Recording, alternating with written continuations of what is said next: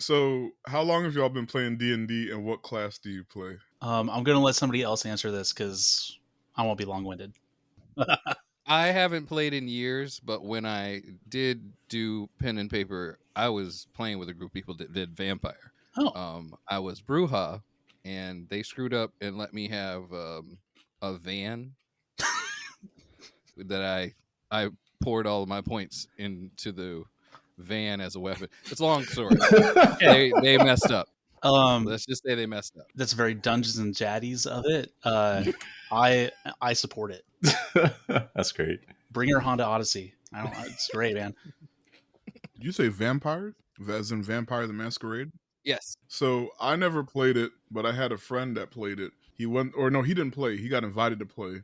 He was new to it, and this girl that liked him invited him, and he just kind of wanted something to do, but he didn't really like to come back. But anyway, they went over there, and the dude running it was like this weirdo, and somebody was like, "Hey man, dude, the dungeon master, whoever, he's kind of weird, and every time someone new comes, he makes his character R-word your character.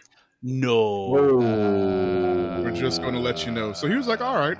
So when he was making his character, he put all his like attribute points or whatever into a move called ass teeth. Shut up. That exists? I don't know. This is how we describe it. That's some homebrew shit right there. He put all his stuff in the move called ass teeth. And like the main dude was busy like talking about something and being full of himself, and somebody else went to approve the character sheet, and he saw it and he was like, I know where this is going. You got it. So like the dungeon master didn't know about ass teeth. Anyway, they they start playing, and I learned today. Sure enough, the thing happens, and he like teleports my friend's character into like a cage or something, and he was like, all right, well, I used my move ass teeth, and because he put all his attribute points in it, it didn't miss. And here's this nerd that's super full of himself that thinks it's really funny that he does this thing to everybody, and his character just got his dick bit off. He was not happy. And so the whole thing broke up. Darn. Yeah, I couldn't see that going on much longer. Yeah. Wait, what's the name of this one again? Vampire the Masquerade. Vampire. Oh. I thought that one was always known for having people who played it that were always horny. I mean, a little bit. Yeah. You're not. A little bit. Okay. What you're saying checks out, right? All right. Yeah. No, there are a lot of them were real quick to want to go LARP too. Yeah. Yeah. So, nah, I didn't do that. I'm brown. I can't be in public doing that stuff. He's got a weapon. Get out. Take it off. Chris, what were you saying? How long have you been playing? So I started in 2018. I think it was because of Community. So their D&D episode got me started. The last character I played was a Drow cleric. I can't remember the deity's name, but like her deity was the god of the dead. So basically, she was okay with letting people pass. She would help people along, willingly or unwillingly. So it was an interesting character. Yeah. Okay. So we can't let him die. Or can we? Karreem, I don't know if you play, but I know you've been playing Baldur's Gate nonstop. Oh man, I want to play so bad. I mean, there's a bunch of D&D groups around DC, like a lot. I've been finding out, but I'm too anti, I guess, to just kind of jump in. Untangible. Are you gonna roll the dice if you're not? I thought Karreem was going to be here. Karreem is always here. He's always around. Always around.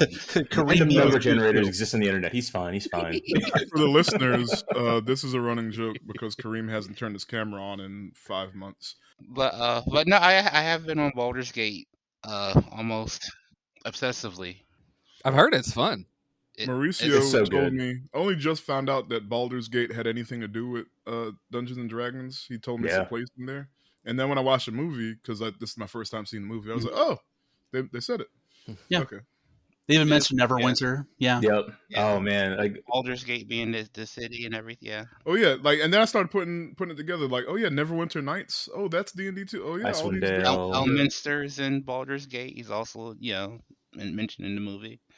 Yeah. Okay, I didn't know that all these games were like in the lore. Yeah. I geeked out during that map, like that opening map sequence, because like I was like, I know that place too. And Ren, if you have a PC, I do suggest getting it. I technically have a PC, is not nearly strong enough to watch to play it. I mean, After PS5.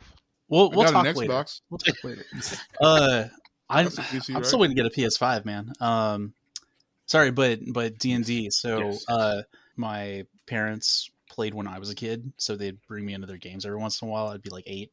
I played for the first time like with other adults. I mean, young 20s dudes, and had a character that was a half-orc warden named Bregs, dumb as a fucking rock, which is great because I'm not good at math. So it was great. It was a fun experience, and then literally could never find anybody to play. It is so hard to get adults together. I'm still not even able to do that now, but I was able to bring my guy back because I'm running a campaign for my son and his friends. Actually, both my sons and a couple of my older son's friends. Captive audience. Yeah, they're stuck. They're stuck. They don't even know how stuck they are. I'm literally just kind of making things up as we go along. Like I'm learning as they're learning. But it's a lot of fun. It's gonna be great when I give them their first like favorite NPC death. Oh, they're gonna be so upset. Just trauma. Got it. Yeah. Okay. Yeah. I don't relish in doing it, but they have to deal with it sometime. You reminded me when you said warden. I completely forgot. My older brother is in the demographic of men who played Dungeons and Dragons to escape the confines of prison. Oh, I just sent you a thing on that too. But you did. Like, wait. You did send me that, and I don't know how it slips my mind. He used to have a sword on his wall that he received in a like something. There was some kind of thing where you could win a competition, fill out paperwork, send it in, and they would send you a sword. Nice. Cool. Which I thought was like, that's impossible. That's crazy. But that's how the 70s and 80s in were. prison? Yeah. But he didn't get in prison. He didn't get this when he was out of prison. I was waiting for that. I wanted to see. That was my question. He did all that after he like left prison. He's like, oh no, I'm gonna get my paperwork filled out because I did this, and I was like, I had to do that much work to become a notary. You get a sword? Shoot. Wrong line of work. They played in prison? Mm-hmm. That's dope. That's pretty dope. Yeah. And it's apparently still a very huge thing. Nice. Yeah. I sent Tim a video earlier. A guy was interviewing a woman who had basically done a bunch of research between prisons, and like they would have to go through extreme lengths just to be able to like play a part of a round. A round is typically 6 seconds, and it goes through all the characters. Basically, like you do an action, you get a minor action, you get a move, and then we're going to go to the next person. And if you have 11 people in a turn, that's a whole turn. If you're sending secret notes to other people, that's extending the length of it. That is amazing. I want to see this documentary. So crazy and tedious. It's sad that they've got to go through so many means just to play a game. Yeah. It's just like, just let them play the fucking game. It's not going to hurt anybody. They're not escaping. Right. The fact that their groups are more tight-knit than adults that are in the free world. Yeah. Right. I don't even talk to my neighbors. Like, what do you mean? What do you mean they have a group in Could prison? you imagine like finding out that like Dungeons and Dragons is like solving racism in prisons? Right. Like that'd be great. The rival gangs are actually like hey!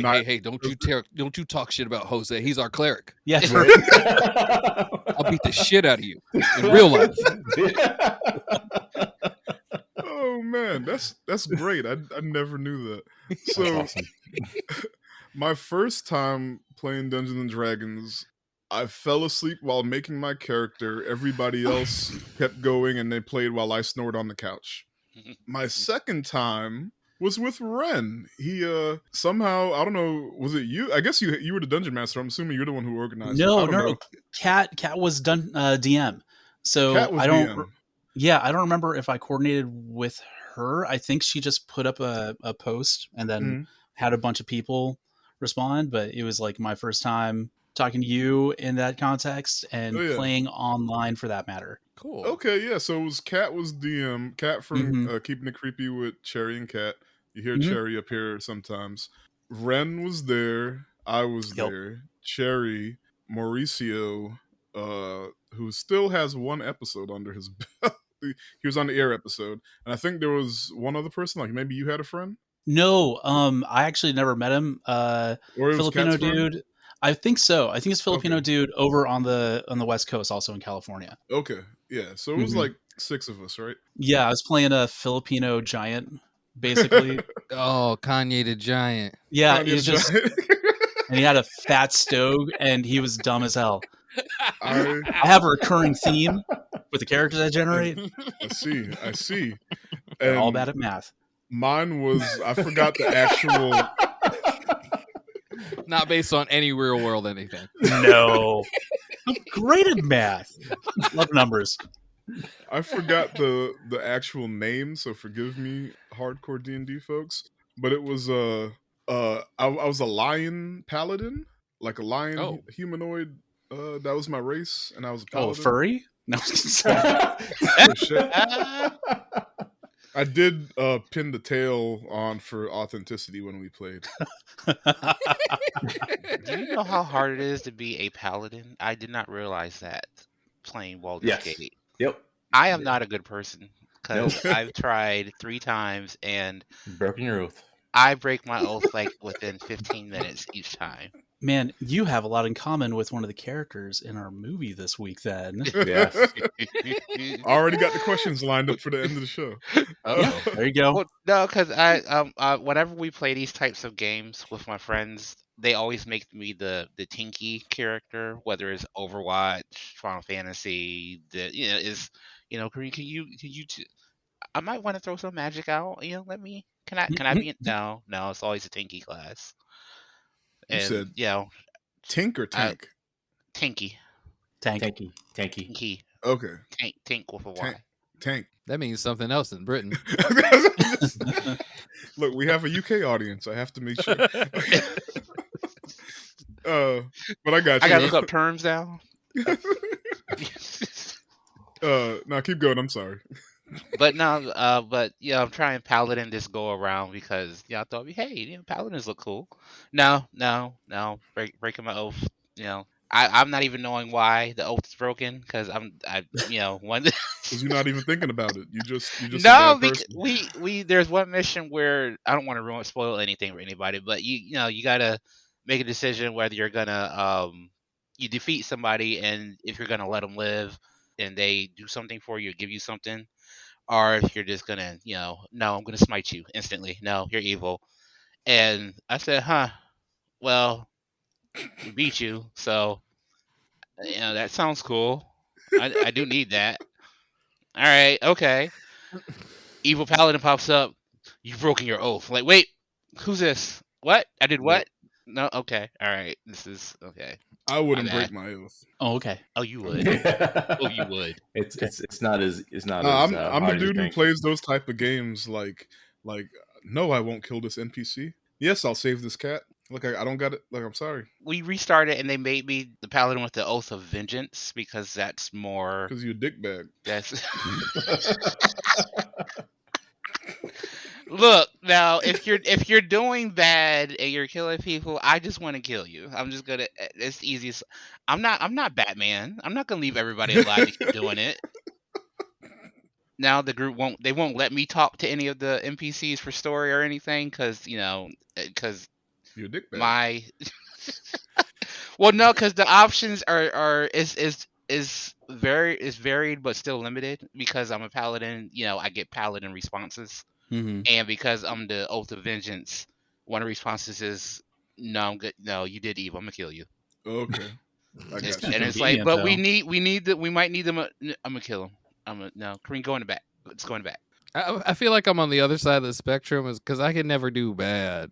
Yeah. In RPGs, I immediately think I'm gonna do a mean playthrough this time, and then like I accidentally kick a puppy and I reload the game. It's like kick this puppy. It's like I can't do that. Well, that's the interesting thing about Baldur's Gate is there's no way to, at least I've seen so far, to do a completely good playthrough. You're gonna do something that's not quite on the spectrum of good. You're gonna there's gonna be something in there at some point where you're like, Okay, all right, okay. But I did because of Baldur's Gate. I do want to play D&D now, though. I do want to Cool. actually do a I miss pen campaign. and paper. There's a ton of options now too, man. Yep. All right. On that note, thank you for joining us today. This is your first time with us. We're the Secret Guild of Brown Kids. Who are the Secret Guild of Brown Kids? It's a secret. But you might be able to find us adventuring and dungeon diving in a well-structured party in hopes of liberating ill-gotten booty. Well-structured party. Yeah. Mm-hmm. Key. I mean, we'll figure out the roles in a second here. It's like, no, we're all dumb. One mass suggestion, it's all over. My name is Tiffzilla, your host on this podcast, where I make my friends watch movies with me and talk about their feelings. And on the panel today, in the party today, always a dungeon, never a dragon, Tim. Roar. Rolled a nat 20 once 15 years ago, Ren.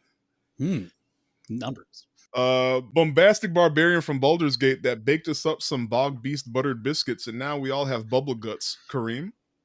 Wow. And, wow. And introducing our newest member of the guild, new secret brown kid alert, Chris. That's 20. Critical. Thanks. And today, if you haven't guessed after 15 minutes of talking about this, the movie of the episode is Dungeons and Dragons: Honor Among Thieves. Came out this year, 2023. Yeah, and it's about a charming thief and his band of unlikely adventurers embark on an epic quest to retrieve a lost relic, but things go dangerously awry when they run afoul of the wrong people. And hilarity ensues. What's his class? A thief in the movie? Nah, he's a bard. He's a bard. Okay. No, okay. I have a thing about that. Uh-oh. I'm going to bring up later. Okay. I forgot to announce myself as the Dungeon Master of Ceremonies, but whatever. I can't get all the jokes. Yeah, it was released this March, currently streamed on Amazon Prime, and I missed it because my mom had surgery and I wasn't going to the movies, but everyone saw it and they seemed to love it, and I was like, man, I missed out, but finally caught it. I just watched it for the first time last night, and I get what the hype is. So, cool. This might be my favorite Michelle Rodriguez movie. 100% agree. 100% agree. That's still a movie about family. That's a hard question or for me, because I think she got to be really emotive. Yes, in this. I don't want to be too weird. This is some of the best acting I've ever seen her do. Right. I think it's the first comedy I've ever seen her in. Like she was going hard. Yeah. I don't think she's done full on comedy, but I've seen her crack jokes before, and when she does, it's always that deadpan. Like she's good at it, but this is the first time where she's had so much in one place. So that's it does feel like this role was kind of engineered for her type. You know what I mean? Because they gave her barbarian, human barbarian. I mean, she's pretty much analogous to Michelle Rodriguez. I don't like saying she's typecasted, because sometimes that typecasted implies like she didn't have a choice kind of deal.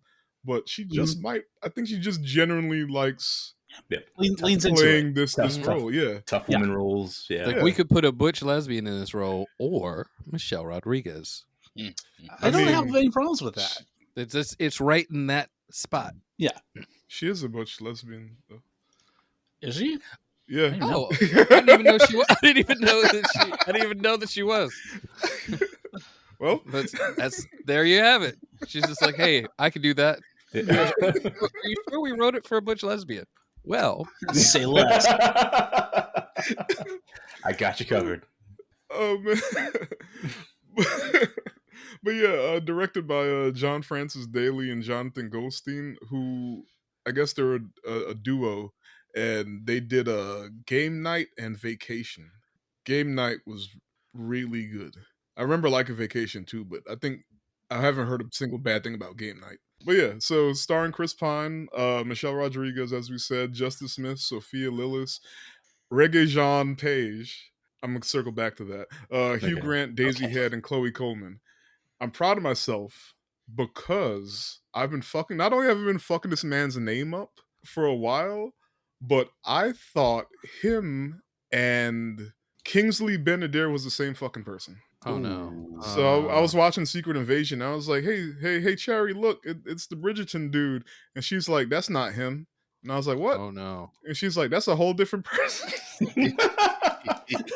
Look, okay, I know who you're talking about now. Yeah, they're both mixed British dudes. They got hyphens in their names. It was. You know what? Man. The And then I wasn't even saying his name right. I was calling this man Reggie. And she was like, Reggie isn't his name. And so I looked it up. It's Reggae Jean. Reggae Jean is the first name. I was, oh man. So it's a good thing she said something, because I would have brought my ass up here calling this man Reggie, and the Bridgerton fan base would have killed me. Irate. You can keep your brown card for now.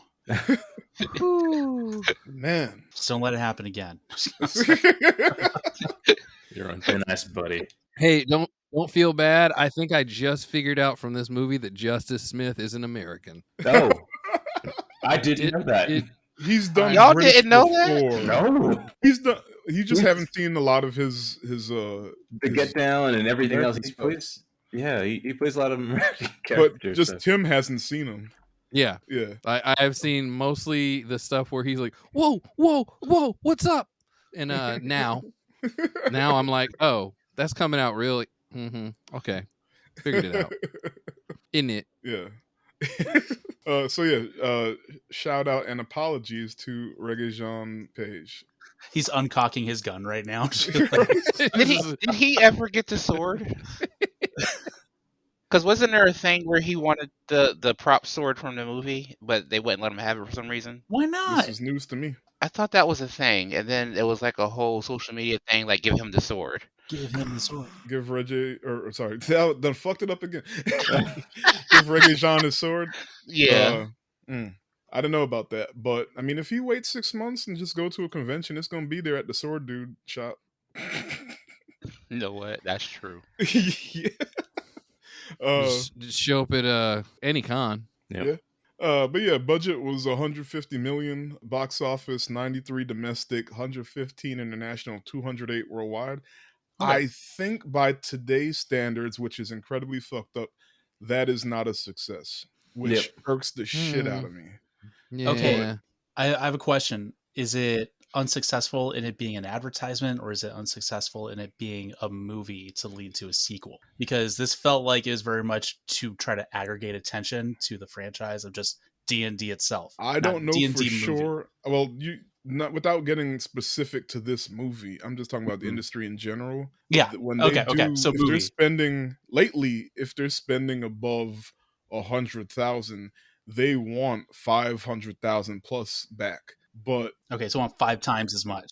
Even though it's because like superhero movies done, and these big Disney movies done changed everything. So that's what they all try to get, and that's why they're all after these franchisable properties. And like, I hope we get a sequel. I really enjoyed this, but 60 million over, like, I don't know if a studio will consider that an astounding success. From my understanding, the way it works is that so the 150 is how much you made to make the movie. It doesn't include the advertising budget. Yeah, the marketing. Yeah, and so because basically with the marketing budget, it didn't hit basically making money. So it's a loss, which is dumb. But I mean, they still got time to make money, and syndication and DVDs, and me buying a DVD, rentals. But they already make their decision after like the first couple of weeks of release. So whatever. I will say that John Wick is one of those movies that didn't do well in theaters, but like because it got so popular later on after the fact, it persists. Right. So it's possible. Like it's still in the game, but yeah. So Rotten Tomatoes, audience 93, critics 91, which is great. On a future episode that isn't going to be super long like this one probably is going to be, I'll get into the Rotten Tomatoes thing. A Variety article came out, about studios gaming the Rotten Tomatoes system, and since we mention it every episode, we might as well talk about it, but later. Yes. So shout outs before we start. In DC, shout out Lady G. I don't know how she feels about me saying her full name, so I'm gonna just call her Lady G. I figured out who that was listening over there, and she's the first person to follow us on social media. Yay! All right. Also, shout out Missouri. I don't know who's in St. Louis or wherever totally going through our catalog, but we love you. And we still got our usual suspects. Oh, also Brazil came back. Yay. Texas don't love us no more. No yay. Oh, Tejas. But anyway. That's not very big of y'all. So I'm gonna remind y'all, if you're listening on the regular, make sure you have subscribed, liked, all that stuff. And moving forward, spoiler warning, we're gonna spoil the movie.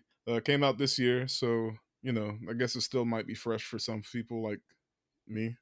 But it's on Amazon, like I said. Everybody got Prime, right? So check it out. It's definitely worth it. 93% of us feel. Is a recommended watch somewhere between a 6 and a 10. So real quick, how do we feel without getting too much into it? It's good. It's fun. It's a very fun movie. Yeah, I loved it. I mean, like it's up there for my movies of the year so far. Yeah. All right. A really well done movie that just kept drawing me in. I had a good time. It actually surprised me how fun and good it was, because I thought this was one of those things where it was a too big thing to really do a movie on. You mean like the early 2000s the 2000s D&D movie? Lord, there's a 2000. I knew it was going to come up. Yeah, Dungeons and Dragons movie that came out in 2000. I don't remember anything about it aside from Marlon Wayans was in it. Lucky. It was bad. It was and there's a scene which they kind of replicate in this one, and they did it a bit better, which I'll get to. But that's like, it's just funny to me that the one scene I remembered from the movie, they did it in this one. But like no, do over. We can do it again. People go to the bar in every campaign. You can have things repeat. Yeah. but yeah, that movie, I don't know if it has anything to do with how bad it is, because that's not usually how these things work. It's usually some sort of legal thing. But I don't even see it like on TV streaming anywhere. It's like it got erased from existence. I think it is on. I think it is on Amazon right now. Oh, okay. When I searched for so this, they went and found I think it. I saw it. Yeah. And I already said I liked it. So yeah, let's start going through the movie. So film starts out at a tower prison in the middle of a snowy tundra, where we meet our main characters, Edgin, which is Chris Pine, and Holga, which is Michelle Rodriguez. It's their second year in prison for grand larceny and skullduggery. Skullduggery, love that line. But they're up for a pardon hearing, right? And yeah. Edgin tries to stall the hearing because Councilman Jonathan hasn't arrived yet, and he's counting on him being there so they can get their freedom, but he's forced to make his plea anyway. And what we see is that Edgin was a harper, an order of a peacekeeper, until his wife was killed by a red wizard's blade, and he broke his oath. After that, Holga joins him because she pitied his motherless child. Not him, but the baby. And like together they kind of became their own little family unit. They weren't a couple, they were like brother and sister, and they raised the kid together, and they turned to thievery to get by, right? And joining them was an amateur sorcerer named Simon, that's Justice Smith, and the rogue con artist named Forge, Hugh Grant.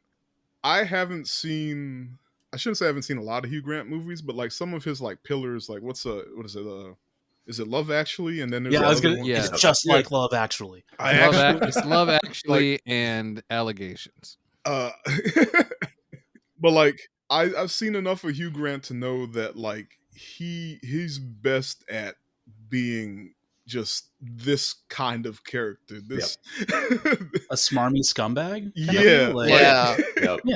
He plays it so well. So he's not acting. I totally. I totally forgot that he was in the movie when he popped up, and I was like, "Oh yeah!" And then I got excited again. I think his role, Michelle Rodriguez and Chris Pine, it almost feels like these were written for them, specifically.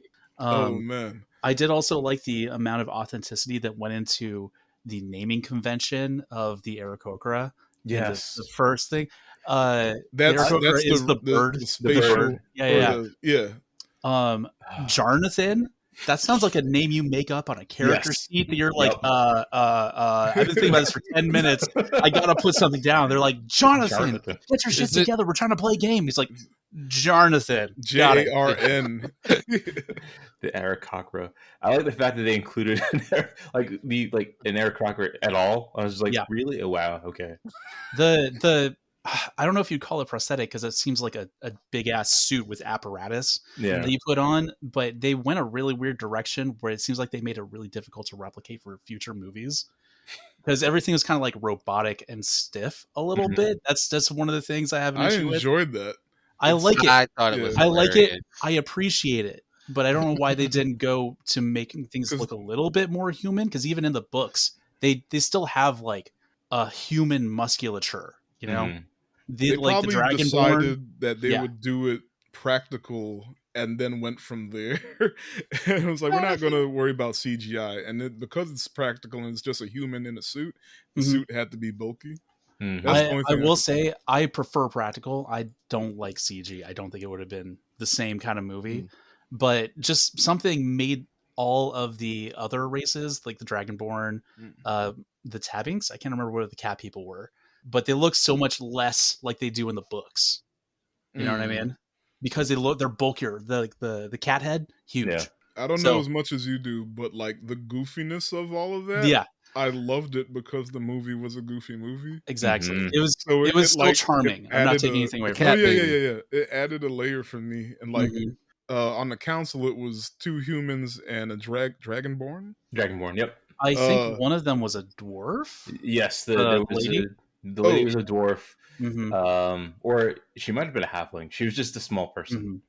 And then a dragonborn, which was awesome. There was one. The dragonborn was the one in prosthetics, and like when I first saw him, and I was like, "Oh, we're not."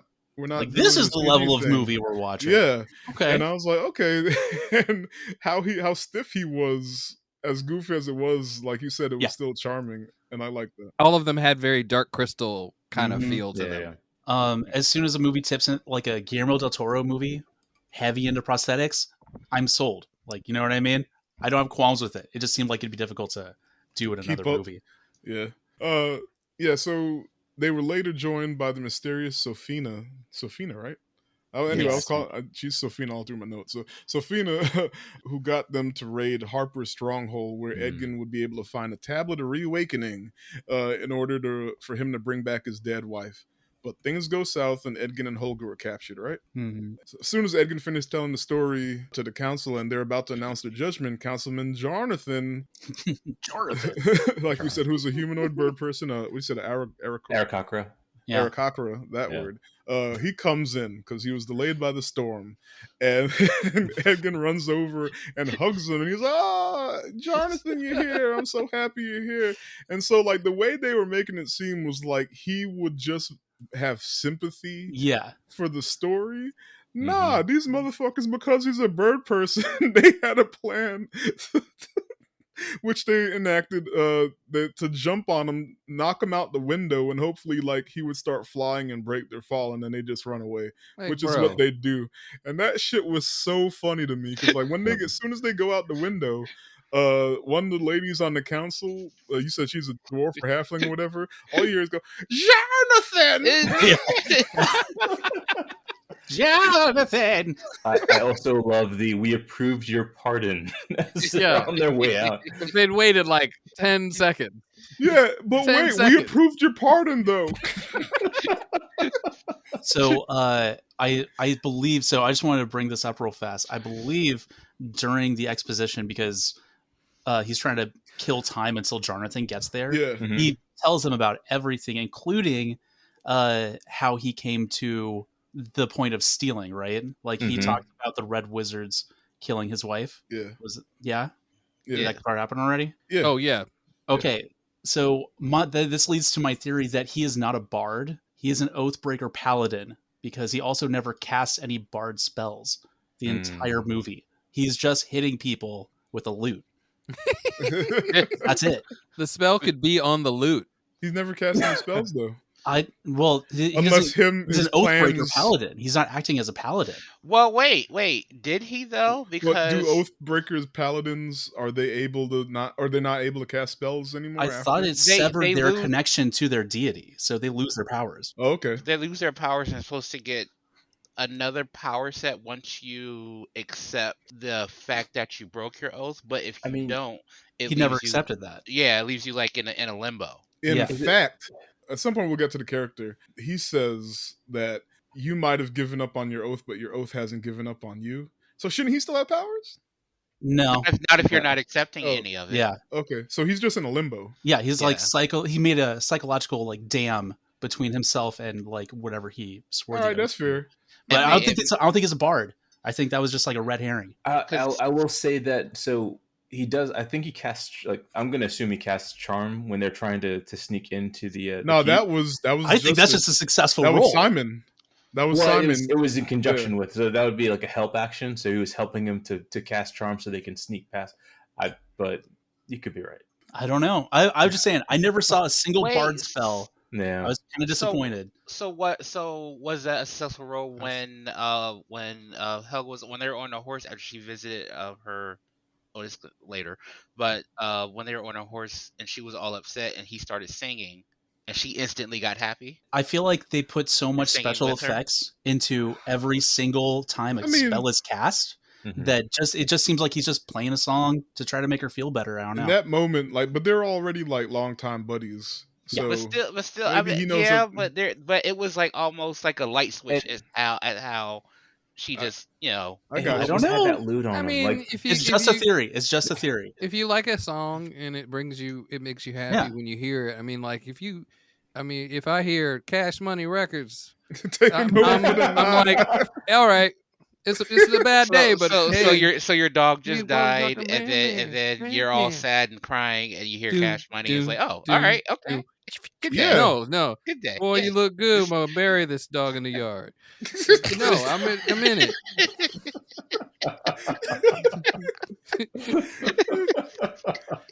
I got a few Dig songs Daddy like when that. you bury your dog up. I don't know. It's fine. All right. So The power of music. Okay. Edgar and Holga make their way to Neverwinter to discover Forge has become the Lord there. Side note, they make a joke about Edgar's lips being too big for his it's because Chris Pine definitely got lip fillers recently, and it's fucking obvious. I caught that. So caught that. They're going back and forth about why they're not together. She's like, he's got weird lips. I don't like it. And then they're going to the door later, and he goes, what's wrong with my lips? She goes, they look weird on your face. your face. And I was like, damn. Wild. Who came up with the idea to put that joke in? And like, there was I'm sure there was a writer that was just on set, and they're like, Chris's lips look really weird. We gotta address this. But also, Chris Pine got to be cool as shit to let them put that joke. Michelle Rodriguez rolled up and said, hey, everybody, look at Chris Pine's lips. They were probably roasting him, and then they just... Oh my god. But yeah, so they go to the castle to meet Forge, and they learn that he's been taking care of Edgin's daughter Kira, and convinced her that Edgin's his selfish greed is what got him arrested, right? And so that was a weird part for me in the movie, because like it's just like, because Forge just don't believe him. Best. Well, no, Forge isn't the best person. So like, I wouldn't like. Why did he go back and take care of the kid? Well, he explained it. He said it's because he gets he enjoyed the fact that he got to shape this young mind, and it's like he's a god, and he's like, I'm a god and a lord. So I'm just glad they didn't make it gross. Yeah. I was like, I mean, it could have also been just like, he is a con man by trade, so maybe he just recognized that there was a chance that Ed just went to prison. You know what I mean? And he could very easily come back. And if he ever found out that he was betrayed, then he would need a trump card against him. I think it's easier to keep liked the daughter. That's true. At the least. Even, or he definitely liked that he was like father figure That could have been it too. Well, but he was ready to, genuine because he still brought her at the end. He was trying to escape when he could have just left her. Yeah. I think it was opportunity, like insurance, and then he might have just raising her grew to actually love her, and it's like, okay, all right, yeah, because he said around. He realized he was enjoying like raising her, so yeah, not that much apparently. And don't forget, the daughter's also mad when at dad at this point. Yep. Because she's been fed a bunch of lies. Yeah. What did they call it? Instead of the tablet of like resurrection, he called it like the tablet of money, like riches or something. Yeah. I was like, the tablet of fat pockets. And Chris Pine's character Edgin. What's Edgin? Gross. Basically, his whole shtick was, hey, I didn't tell you what I was going to try to do because I didn't want to get your hopes up in lieu of bringing your mother back. But now, since it's way too late to even say that, she's just predisposed to believing what she has been told by Forge, which is he went to go get money. This is what he chose to do. And now she's kind of susceptible to any nonsense. So then they get betrayed by Forge, who knew they were wanted for prison escape, and we learned that him and Safina, who is actually a red wizard, has orchestrated the capture of, I don't want to call this man Edgin or Edgin. Ed. I'm just Ed. Ed and Edgy. Ed and Holga. And they use the money to escape to fund his political campaign, right? To become Lord of Neverwinter. At least that's what he says. Wait, one second. They used the most evilest looking witch. I mean, it's a witch. Still. I would. Undead witch. When she popped up, that's it. I was undead. Kareem. I was weak when she popped up on the team. I was like, you mean they should have saw that? Like this evil looking bitch is. Okay, I was weak. I was like, yes. Okay, that's fair. Like she had resting evil face, resting witch face. Yeah. She popped up in that weird looking cowl. I said, "Oh, that's we're okay with this." All right.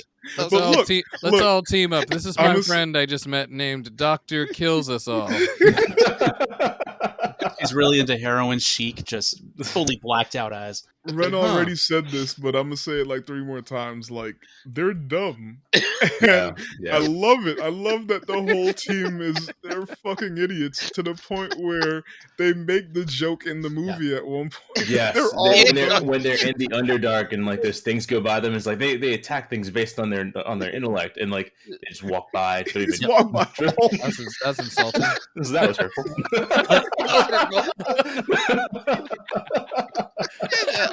Everybody? Like stopped to look at Zelka, whatever, and then he just kept moving. I think the entire beginning of the movie is just a series of failed perception checks. Yep. You sure you don't want to check on that guy? You sure? No, he's probably fine. Yeah. She's okay. What about the scary tat? No, it's probably fine. I'm going to pick up this natural tablet, one. Not check for any traps or anything. I'm just going to pick it up and everything will be fine. The whole movie, with the exception of maybe 2 parts, is them failing upwards.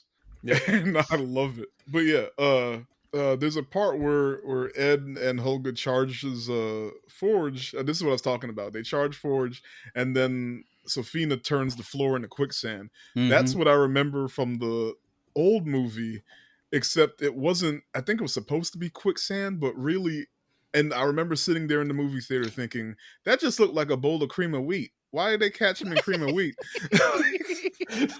So this time it actually looked like fucking sand, and it was cool looking. And I was like, okay, thank God it's not cream of wheat. Like that's you get microwave and just sealed there forever. Like it was like a rug, and then he steps out onto the rug and just falls in. And I was like, he just fell in cream of wheat. Anyway, Safina quietly orders to have Ed and Holga killed, but they hilariously escape, which it's them. The whole movie is them failing and escaping, which is true to pretty much any campaign. So her whole fight with the guards, which is really the camera angles are changing constantly, but it wasn't like nauseating like other movies. And it was like a series of just nat 20s. She whoops everyone's ass and then gets a sweet automatic mechanical axe out of it. She loots the corpse. Yeah, she looted him. Well, that's every time. Yeah, that's what you do. I didn't swear an oath. Come on. I loved how she saw the axe. She was asking about it. Like, how do you take care of that? She really was. It's like, no, linseed oil. You fucking boiled stupid. linseed oil. Twice a week. Right after the fight, he said, "Yes, we'll stop." You know what? You know we gotta get. Yeah, linseed oil. I get it. I love that he just knew. They let him. They're just like, no, he's just gonna know. Yeah, they're on the same wave. Yes, we'll get the fucking linseed oil. Okay. So then they hatch a plan to rob Forge's vault and bring Kira home during the upcoming High Sun Games, so they can get the tablet and prove their innocence to Kira and bring back Edgin's dead wife. Right? On paper. Yeah, on paper. First, they tracked down Simon and joined him, who was doing a magic show, so he could steal from the audience. But he notices Ed and Holga, and that messes him up, and he drops the stuff he was stealing.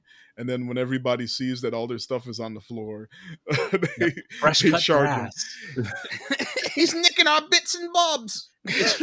So, was he meant to be a wild magic sorcerer? Like he didn't have any control over like what he was casting, or?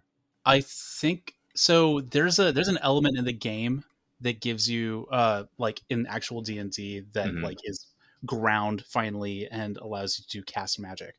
And I can't remember what it is, but I thought that's what was supposed to be in his little trinket on his belt. Yeah. Because they do reference, he does say in the movie that he's doing wild magic, so he doesn't know. He's winging it. Yeah. Okay, so Simon tells him that as soon as they left the vault, Sofina tried to kill him, but he escaped, and that there's a rumor that Sofina and Forge did something to the old Neverwinter Lord anyway, to kind of make room for them. Exposition. Then he suggests that they get a druid named Doric to join them because Forge is cutting down the forest, and she'll probably be like, she'll want to join them. Also, he got a crush on her. So they go to the forest and they find her freeing an elf from execution by Forge's guard, which she does by turning into an owl bear. Yeah, using polymorph. Bro. Yes. Whoa.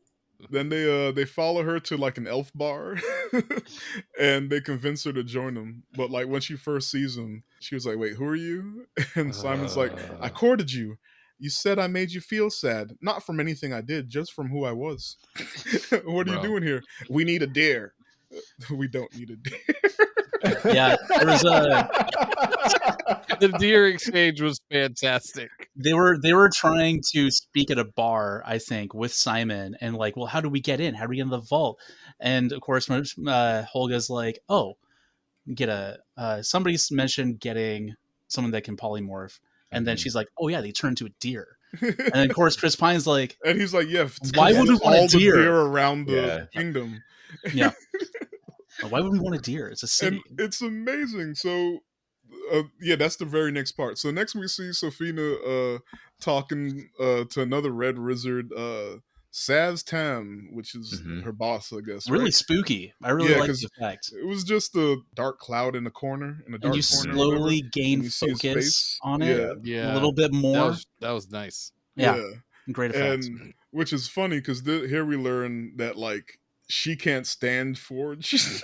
Nobody can. Who can? Yeah, he's like her boss pops up, like he Zoom calls her, and she's like, "Or I'd sooner be flensed and flayed than spend another hour with Forge Fitzwilliam."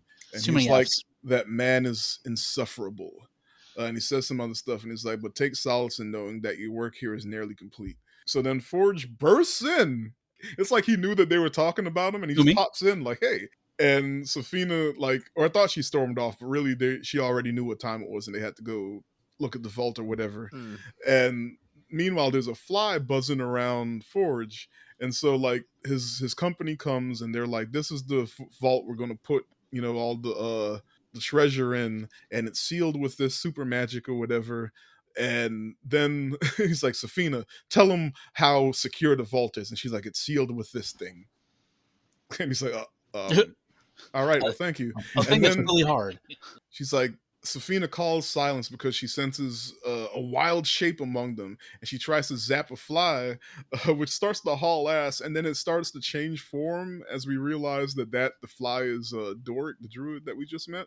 Mm-hmm. And this is probably my favorite or the whole movie's great, but like this escape scene was really great because it's a single take. I'd say that with quite quotation marks. It's a single cut and the camera follows her escaping through the castle, and she's changing into different animals and back into herself, and she's in a night suit at some point and turns into a rat, and all this keeps happening, and she turns into like some emu looking shit at some point, and then Safina's like right on her tail, and then she changes into a deer. And then we come back to the deer. What was it? It was fly, rat, bird, eagle, cat, bird, and then deer. Yeah, it was at least 7. That's polymorph like 7 times or something. Yeah, like, she turns into a deer and like almost gets hit, but then she stumbles, gets back on her feet, and slides through the gate just as the gate comes down. She grabs her hat, runs off. I think she's a moon druid, because a moon druid can turn as much as they want to. Okay. Yeah, it might be wild shape. So they decide to find the magic relic called the Helm of Destruction, or Disjunction. Helm of Disjunction. Yeah, because she goes back and she tells them everything that she heard, and then she mentions to Simon or just everybody what kind of spell is keeping everything locked up, and then he's like, "Oh shit!"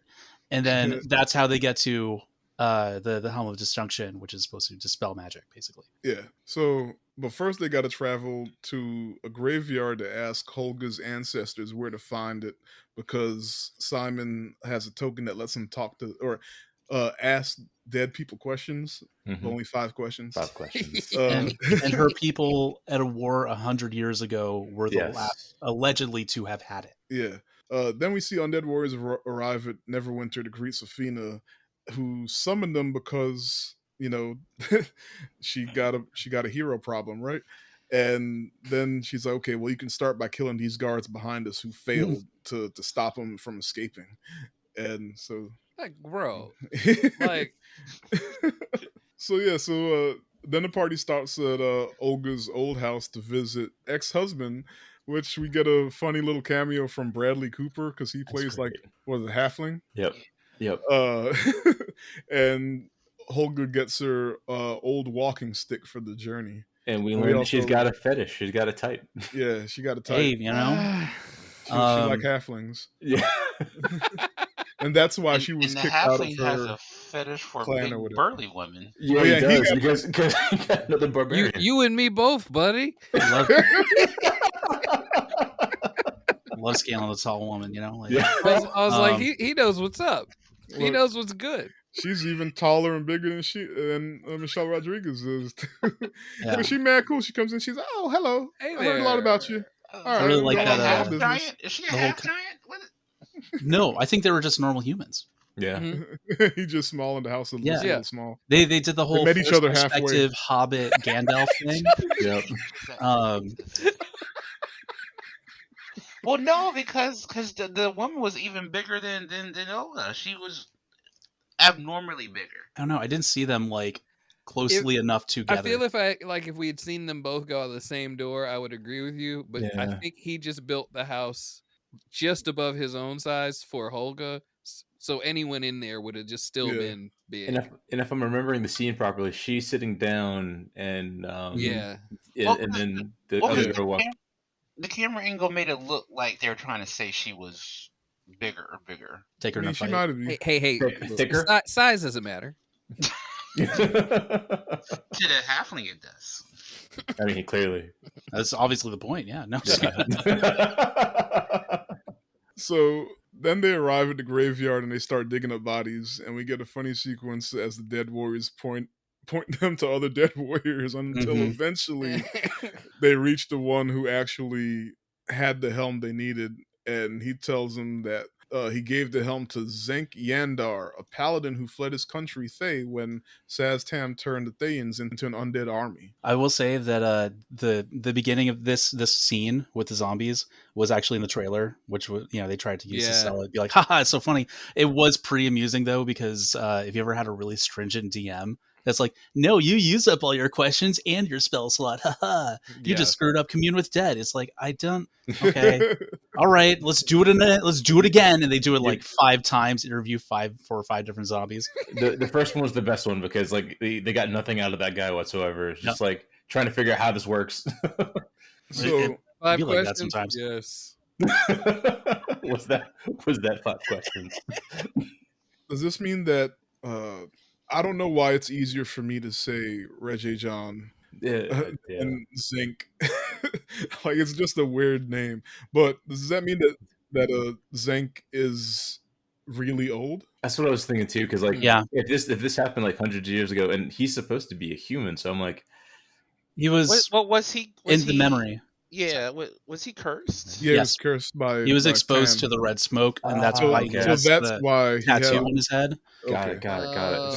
Is he made him live longer? Then? No, I think he's just like has a half-life, almost like a mutant. I think maybe that exposure also kind of fucked up his personality a little bit, where he takes everything very literally. Too literally. No, so I took that as like, so canonically paladins aren't very smart because like intellect isn't their it's kind of their dump stat, and so therefore like, my God, the truth behind that. So paladins are very charismatic and they're very strong, but also very dumb. Yeah, and I kind of felt like that's what they were doing with it. Right? Yeah, he's too dumb to pick up on sarcasm. I forgot the exact quote, but he said something like, "I do not dabble in colloquialisms." Yeah.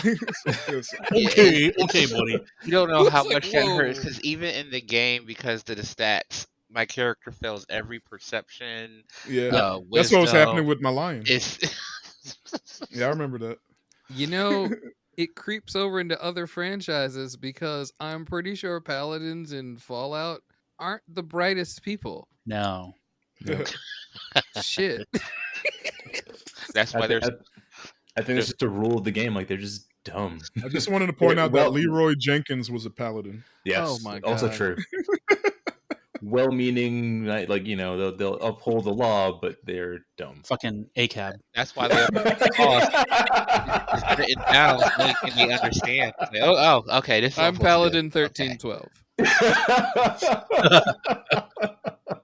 But yeah, so they go find Zenk, and despite Egan absolutely hating him, he is somehow even more pure and understanding than his reputation foretold. And Zenk tells them the backstory of what Zastam and the Red Wizard did to the nation of Thay. And he used the Beckoning Death spell, and that killed everyone and created his army of undead, right? And that allowed him to take over the nation, I guess. And he then makes Edgin swear that he'll distribute any gain bounty to the people in order to assist him in this quest. It was a very sure kind of. It makes him swear on the Bible. You bet. It was his the oath or whatever. The Harper oath. Yeah. Harper oath. And he could tell that, like, he's at least smart enough to tell that, like, Edgin is bullshitting. And he was like, "You may have given up on your oath, but your oath has not given up on you." The whole movie is super quotable, but like most of the quotes that like I at least halfway remember are from Regé-Jean. Like, so funny.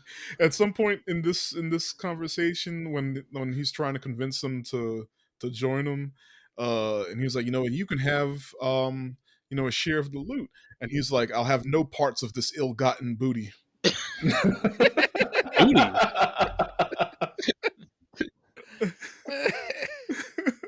Yeah, so Zenk leads the party down to the Underdark by entering through the orifice. Along the way, we get a quick scene of them avoiding the intellect devourers that we mentioned earlier. The little monsters that were attracted to intelligence, and they completely ignored the party. Well, so is that a failure on their character sheet, or is that a successful role to blend in with your environment? You know what I mean? I think it was a failure in the character sheets. All right, clearly. Like it's just that nobody's that smart apparently in this party. I don't know how to answer because I rolled a dice and it was an 8. Sorry, you needed a 13 for that DC challenge. Which again leads me to believe, again talking about Reggae's character, the fact that like even his character, like they ignored all of them because they're just all dumb. That's true. He got ignored too. He ignored because he's like half dead or partial dead or whatever.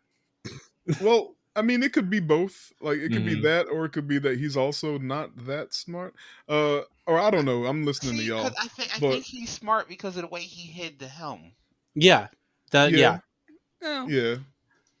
I mean, but the one of the little intellect devourers almost stopped at Chris Pine, almost, and then kept walking. Because he's the one who comes up with the plans, so at least he has something there. On plans. Plan C. We're moving on to Plan C now. Or what's just maybe C? Reggae Jean knows how to avoid him because he, clearly was down there anyway, and he'd been alive for hundreds of years. Maybe so you just think dumb thoughts. maybe Bitcoin is a good idea. He can just turn his brain off. I wonder how my NFTs are doing. Yeah, I was gonna say. It just starts coming closer to you, and you just go, "I'm libertarian." It just turns around like, nah. How about the free market will correct itself? Okay. They reach capitalism a bridge. breeds innovation. They reach a bridge that was a puzzle to cross, and like Zenk is explaining the rules really like fast and really astute. And then our boy Simon puts his foot on what that on is the bridge. So for me, that was my favorite part because that is a DM that created this giant puzzle for everyone to kind of go through. Yeah. And then within like one roll, everyone screwed it up, and like that entire puzzle's like worthless now. Yeah. I don't know if that was so much D&D as it was ADHD. Right. Oh man, he's like I didn't realize the bridge started right there. Yeah, I didn't figure that this was the bridge. This starts right at the edge. But so like they all get mad at him, and Michelle Rodriguez, Holga, she goes to do something, and he realizes that her walking stick isn't a walking stick. She's like, "Where'd you get that?" And she's like, "I took that off of a mage, back in the day or something." And I gave it to my husband. Deus Ex walking stick. Like, it was the weirdest thing. Like, it's just all of a sudden, like, we can't get across.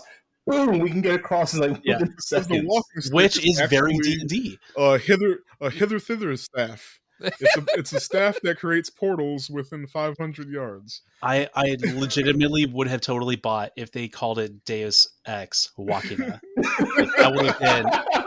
I wouldn't even ask questions. Be like, "That's perfect. I love that." It honestly would have fit in with this level of goofy in the movie. Yeah. Oh man, that's the only thing I missed was a pun. Some good puns. Oh, great. So they get across, and he's like, "See, I did good." after he screws up, I love these little shenanigan moments. I mean, the whole thing is shenanigans once again, but like these specific shenanigan moments, because I can, even though I don't play, I can see it happening. Like, just having played the one time, I can see like the goofy little moments where like this would happen in the game. It's a feeling. You know what's funny? In Baldur's Gate, when you're playing a campaign with your friends, this is what's happening in the game. All these little goofy, weird. It's like, wait. Oh, I set this trap. Wait. Oh, but I have this. Oh, okay. Cool. Okay. We're starting traps now. I fixed it. That manages to encompass that or incorporate the shenanigans of the real game. Mm-hmm. That's pretty neat.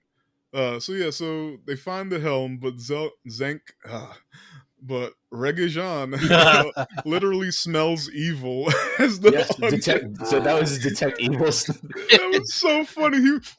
He was downwind. Evil is among us. He was down. His wafting. He had the best lines in the whole movie. The whole movie, man.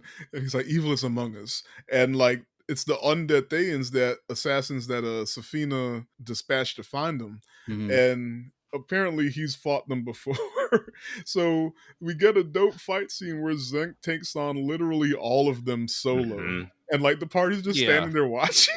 It's like 6 people. None of them help. Not even a little. He says, I got this. So they're like, all right. He did say it. Yeah. You always need one OP NPC to just carry the storyline sometimes. I mean, if this is all his turn, what are you going to do? So we also see his sword has a dagger built into the hilt, which is so he got even cooler. Yeah. But yeah, so he orders the party to flee after he kills them all because it's no simple task to kill that which is already dead, and or something like that, right? So anyway, they start coming back to life because they're undead, and they all start to run, and then a fat dragon love fat dragon comes out. This shit was great. so funny. A fat dragon comes out and starts chasing them, and like belly sliding towards yeah, he oh my he god, crawls out like he is like obese, legs are up so here obese that, like his whole belly is just dragging as he like lumbers, and I then think he's what the kids call a heckin' chonker. Oh yeah. Oh Lord, he coming. So like he's uphill and he just belly slides down. It's so beautiful. That's great. So graceful. If I can find a fat dragon, what's his name is Thumberchod. If I can find a Thumberchod toy, I'm buying it. It was great. Yeah. Zenk yells out, Thumberchard, he must have found a new den. And Edgin's like, did he eat the last one? Oh, man. And in the process, the Thane assassin either fall or they get eaten by the fat dragon. And in the escape process, there's like a pivoting bridge held up in the center by chains, right? And the dragon climbs on one end, so it starts to lean. And Edgin and Zenk, who didn't make it off in time, start to slide towards him. And like the dragon is at the bottom with his mouth open. And Edgin's first, and he's about to go into the mouth. And then Reggae John leaps over him. And Reggae John! Because he's perfect, right? And like now I understand, like in this process, I fully understand why the Bridgeton folks like lost their fucking minds over this man. Like he plays this role so fucking good. he stabs the dragon in the head, and like the dragon, Thumberchild closes his mouth, saving Edgin from falling in, and he falls off, and then they run to the other side. And then they run into a chamber, but the dragon's not dead. So he comes back and he has him cornered in this chamber and he's pushing his fat head in and the whole chamber is starting to crack. And then seawater starts pouring in. So like they know that they're like under the ocean or something now, right? So Edgin comes up with the plan. He's like, Simon, you know, you can do that spell, right? That thing where he like sets his finger on fire like a candle. And enough water comes in that they all go underwater, and Simon he sets his finger on fire above the water, and I guess that ignites the dragon's breath. Edgin advises Michelle Rodriguez Holga to start beating on the dragon to piss him off, so he starts to release more and more gas. He never actually breathes fire. Yeah, in the whole chase sequence, you see him trying to breathe fire. Or no, he does it like 2 times, but it doesn't get him. But it's clearly like he can't do it constantly. He's got some apnea from all that. You know, he didn't wear a CPAP last night, so he's having a lot of trouble breathing now and getting that fire. all that sliding they're making him do. Yeah, he's really tired. But like, winded right now. You see him try to like breathe the fire, but it's just sparks. Yeah. So he's releasing gas. It's just not catching. It's not catching. Yeah. His lighter's dim. Did not think about the fact that dragons had to be in some sort of shape to breathe fire. Look, I mean, this universe. I mean, breathing. I mean, fire breathing, diabetes, gout. You know what I mean? There's a lot you got to worry about. Got a lot going on, man. Yeah. Yo, shout There's out so much good Thumberchild. food, though. Look, how does a dragon get diabetes? Is it by eating diabetic people? By eating sweet people. So now you're blaming the dragon. Oh God! How classist. Goes after the fat ones because they're slower. Anyway, so body shame the dragon. Leave Thumberchild alone. He's a good boy. He's the best boy Thumberchild. So the plan actually works, and it ignites, and the chamber gets exploded, and that allows them to swim up to the top of the sea. Shout out Thumberchild. I hope he's okay. Holy moly. Thumberchild, whatever his name is. Do you have diabetes? Thumberchild has diabetes. So they swim on shore and they collect themselves, and then Zenk, having fulfilled his duty, says the rest is up to them, and he leaves. And he walks in a straight line. The best exit in any movie I've seen. That exit had me weak. This is funny because I read the trivia, and he was supposed to walk, or they filmed him walking, and he walked in a straight line, and they assumed he would just walk around the rock. I guess they just told him, okay, just walk away, and they filmed it. But no, Reggae Jean in character decided the character would just go over the boulder instead of around the boulder, and then, like, he just steps over the boulder. Yeah, little hop. He walked so casually over that boulder, like that's what you do. I like a man who gets straight to the point. How point. it's filmed is like, it's just the camera's sitting still and he's walking away, and you see him go over the rock. So because they didn't know he was going to do that, they went back and had Chris Pine ADR. I was going to ask. That's great. Look at how straight he walks. Yeah. Nope, he's just going to walk right over the rock. So from what I understand, what happened was that he didn't hear them say cut, and so he just kept walking. That's funny. Legend has it he's still walking to the scene. Well, it's funny because they even kept it in the scene where they started talking, start talking about the helm. If you look to the left, you still see him walking. Smaller and smaller. That's fun. They probably CGI'd in that little bit to keep it going. Yep. It reminds me of there's a outtake from this show called The IT Crowd. That show. Richard Ayoade, his character was supposed to walk away, and he kept going, and then you hear like the director like, Richard, stop! Somebody stop, man! Oh man. But yeah, so Simon struggles to attune to the helm, which causes the party to fight each other. And did you mention what he sees? Oh no, in the helm, he sees his like great grandfather, and it's cool because it's like everything just kind of turns into like liquid in a sense and just slowly floats away. But it's his grandfather telling him like he can't do this shit. You ain't shit. Basically. So he struggles with that for hours, and then he finally gives up, and he tells Edgin, and they all start to fight, and they all start to blame Edgin because he knew that Simon would have trouble attuning, but he said we're gonna do it anyway. And so like they all get mad at Edgin for it because Edgin said that he couldn't do it. So in the process, Edgin confesses that he's the reason. Like he knows he's a failure. He's such a failure that he's the reason why his wife died, because when he was a harper, he stole. They were like arresting a red wizard or something, and he stole some treasure from him. But he didn't know that wizards marked their treasure, and when that wizard got out, he went to reclaim it, and it was still in their house, and he killed. Edgin didn't have the good luck to be home when the wizard came to like just be like, here's your, or be the one to take the hit or defend his wife or something. So he got there late, and she was already dying. So effectively, by stealing, he broke his oath as a paladin. Yeah. And then the guilt that he has from not being there when the Red Wizards came and killed his wife basically is that psychological block for him. I'm going to say the true villain of the story is capitalism. Yeah. Even in the fantasy world. So he says this, to tell him that he knows he's a failure, yada, yada, yada. And this kind of wins him over, and they come together and they plan the plan. They use the hither-thither staff to sneak a portal into the treasure vault by hitting the rich lords arriving for the Neverwinter Games, their convoy when they're arriving, right? Mm-hmm. So, a new plan. Then, hastily made plan. I mean, what could go wrong?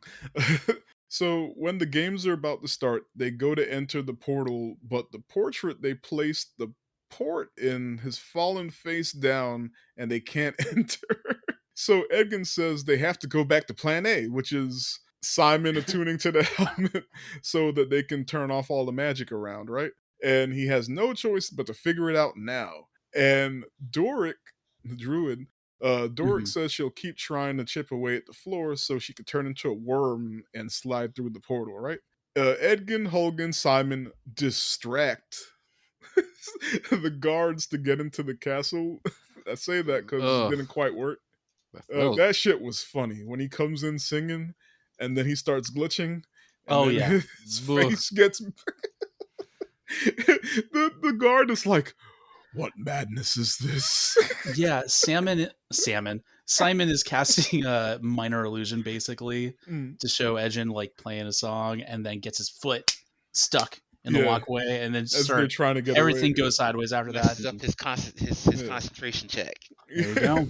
So the distraction only partially works because they get away from those guards, but other guards chase them through the castle.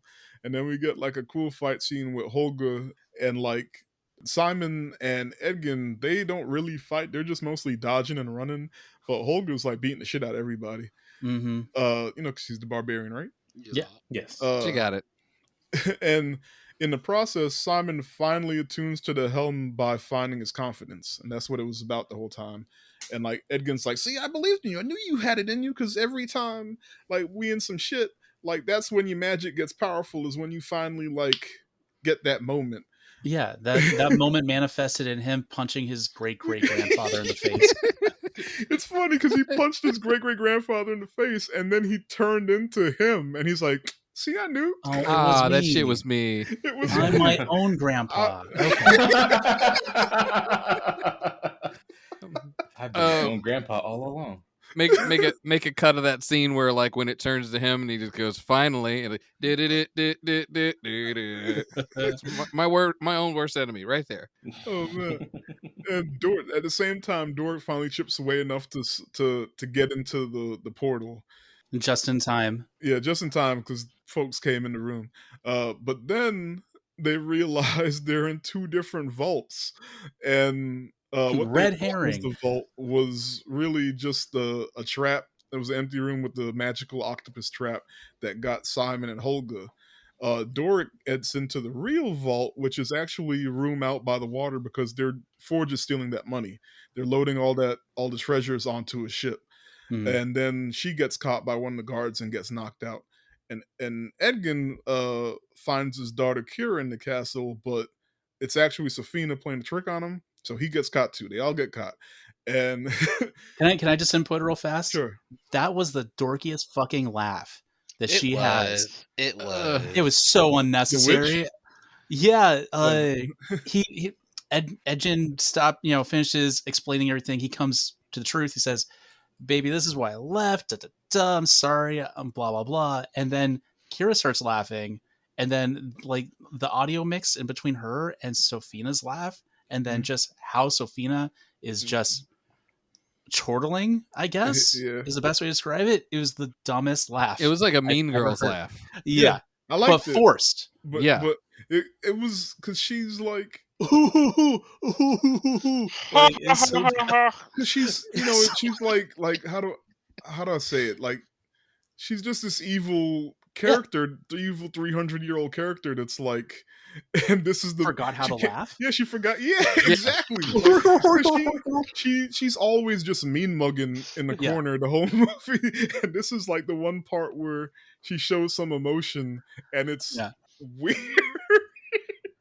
It's like just stop doing that. Don't do that. Stop. No. It's like, what? This isn't funny. It's like one of those like, oh no, don't smile anymore jokes. Like, but yeah. So they get them all, or at least they just get Edgin, and it's Forge and Sofina, rubbing it in his face. And Egan was like, please just let us have a fighting chance by competing in the gladiator games or whatever. And Forge is like, that's not a fighting chance. Like, you're just going to die You won't worse. die. But he's like, all right. And they let him. Per Sofina's suggestion, which felt maybe she just wanted to see them get torn apart. Yeah, I think maybe was it. I think it's just how evil she is. Yeah. She's like, yeah, that's a better way to kill him. This will never come back to bite me in the ass. Yeah, the idea of them getting like beaten and ripped and shredded instead it's of just killing them all. Arrogance. Yeah. Mm-hmm. You know, she doesn't have a big speech, so this is in lieu of her big speech where they can, wiggle their way out. She only has a triumphant laugh. That's it. So they get lifted into the arena for the first of what's supposed to be 5 games, which is a maze. And like Doric and Simon have anti-magic bracelets on, so they can't easily, get themselves out. Because, Doric just turn into a bird and get the fuck out. Then another platform comes up with I don't know if there's a name for this, but it was a giant panther beast with like these tendrils that can project the hologram. I just double checked. It's a displacer beast. Yes. Displacer beast. Okay. Yeah, it's like a 6-legged panther with a couple of tentacles coming out of its back. They are a pain. Okay. Yeah. This displacer beast. I'm just making sure I'm saying that right. All right. So then the party hauls ass into the maze once they see the displacement beast, whatever. The hologram panther. Panther. Hauls ass into the maze, which contains even more traps inside, including like monster treasure chests and dissolving gel.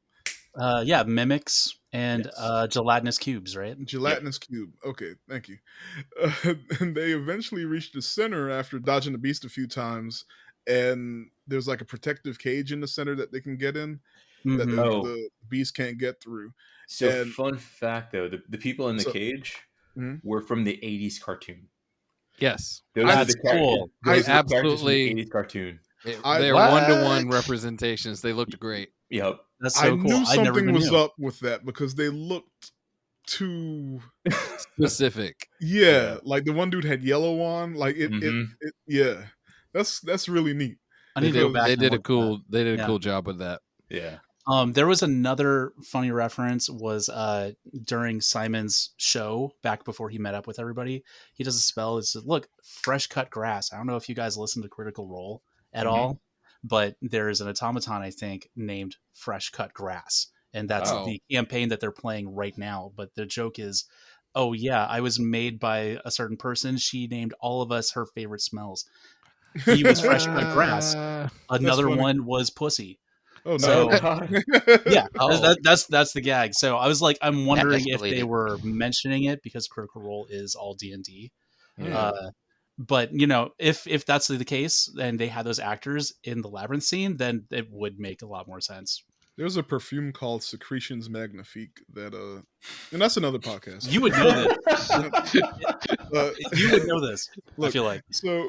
But Edgin stops them from entering because he realizes there will just be more games. Like they're only on the first of 5 games, and like more people are just going to die off.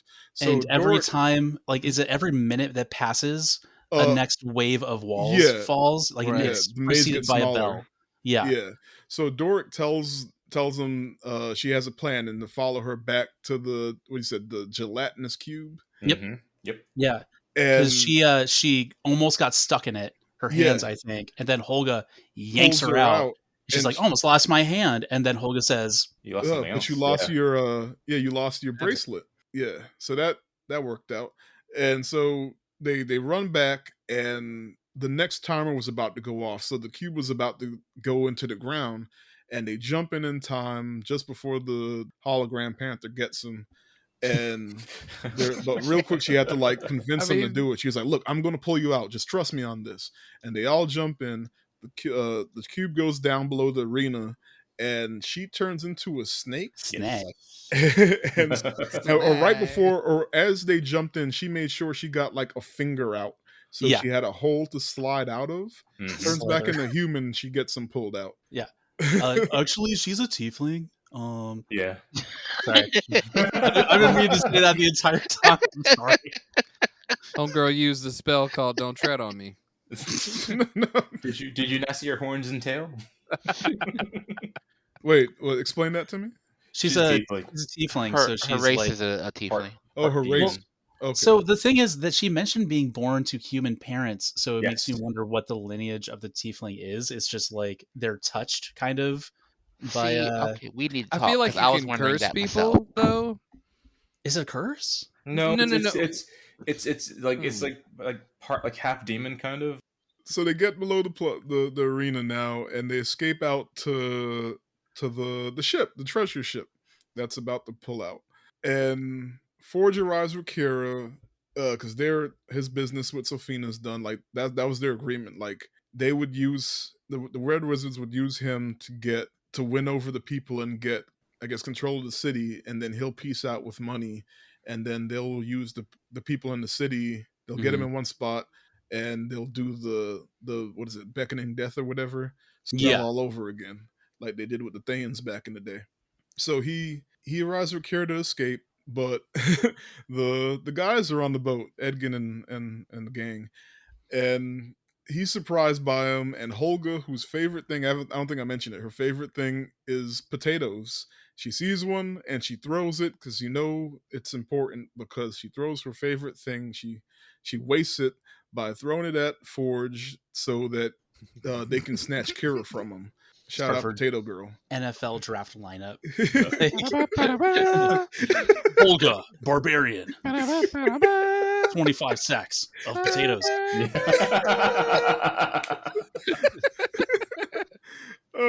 And then Simon immediately casts a spell which causes a big wave, which knocks Forge back even further, and it knocks the boat out to sea, right?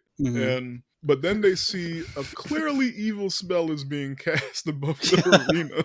That's spooky. Right? And they realize that Sofina's about to sacrifice all the townspeople that came to see the games. And Edgin turns the boat around. They have the we know what we got to do thing. And he turns the boat around, and they head again. back. So they use the hither staff. They put a portal in the bottom of the boat, and the other side they put it on top of this. There's the hot air balloon that's floating above the arena with Forge's face on it. And so the treasure pours out of the boat and out of the hot air balloon, and the people as it goes outside of the arena. Yeah, outside the arena. And so people see all the stuff, and in the beginning of the games, Forge had announced that he had a special surprise for everybody or something, right? And they're like, well, that's a surprise. He's dropping treasure from the sky, and the whole arena empties out as people run into the street. Fast. That was the fastest exit of an arena. Look, you see gold and silver dropping. You get a new car. You get a new car. Look, they probably had student loans and shit. They were like, look, we need... They were like, I don't even care about this game anymore. This is money. Look, it's late stage capitalism and never night. We gotta go. Never get to escape. Not even in our escapist fantasies do we get to escape capitalism. It's fucking bullshit. So they empty out into the streets.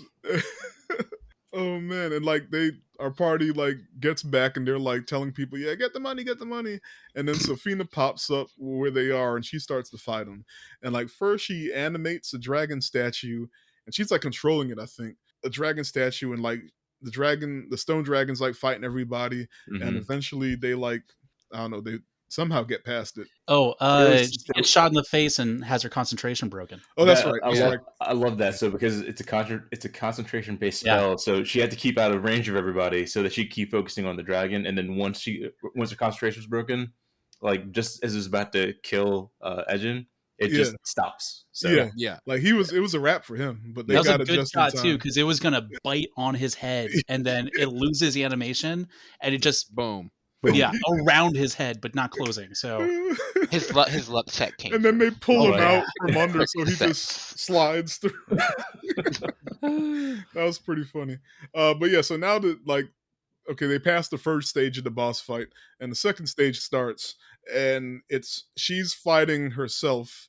Well, not like literally hand to hand. She's a wizard, so she's casting some stuff, and then she goes to do a time spell, the same time spell that caught them in the Harper's Oh keep in wait, the you're missing beginning. the entire fight though. Oh wait, I'm sorry. What am I? So, from what I was hearing, it was supposed to be a really good depiction of where we're talking about that sequential turn system, because it's 1, 2, 3, 4, 1, 2, 3, 4, an initiative basically, but is That's constantly then just exchanging hits for being like a wizard that's not supposed to be very like tanky.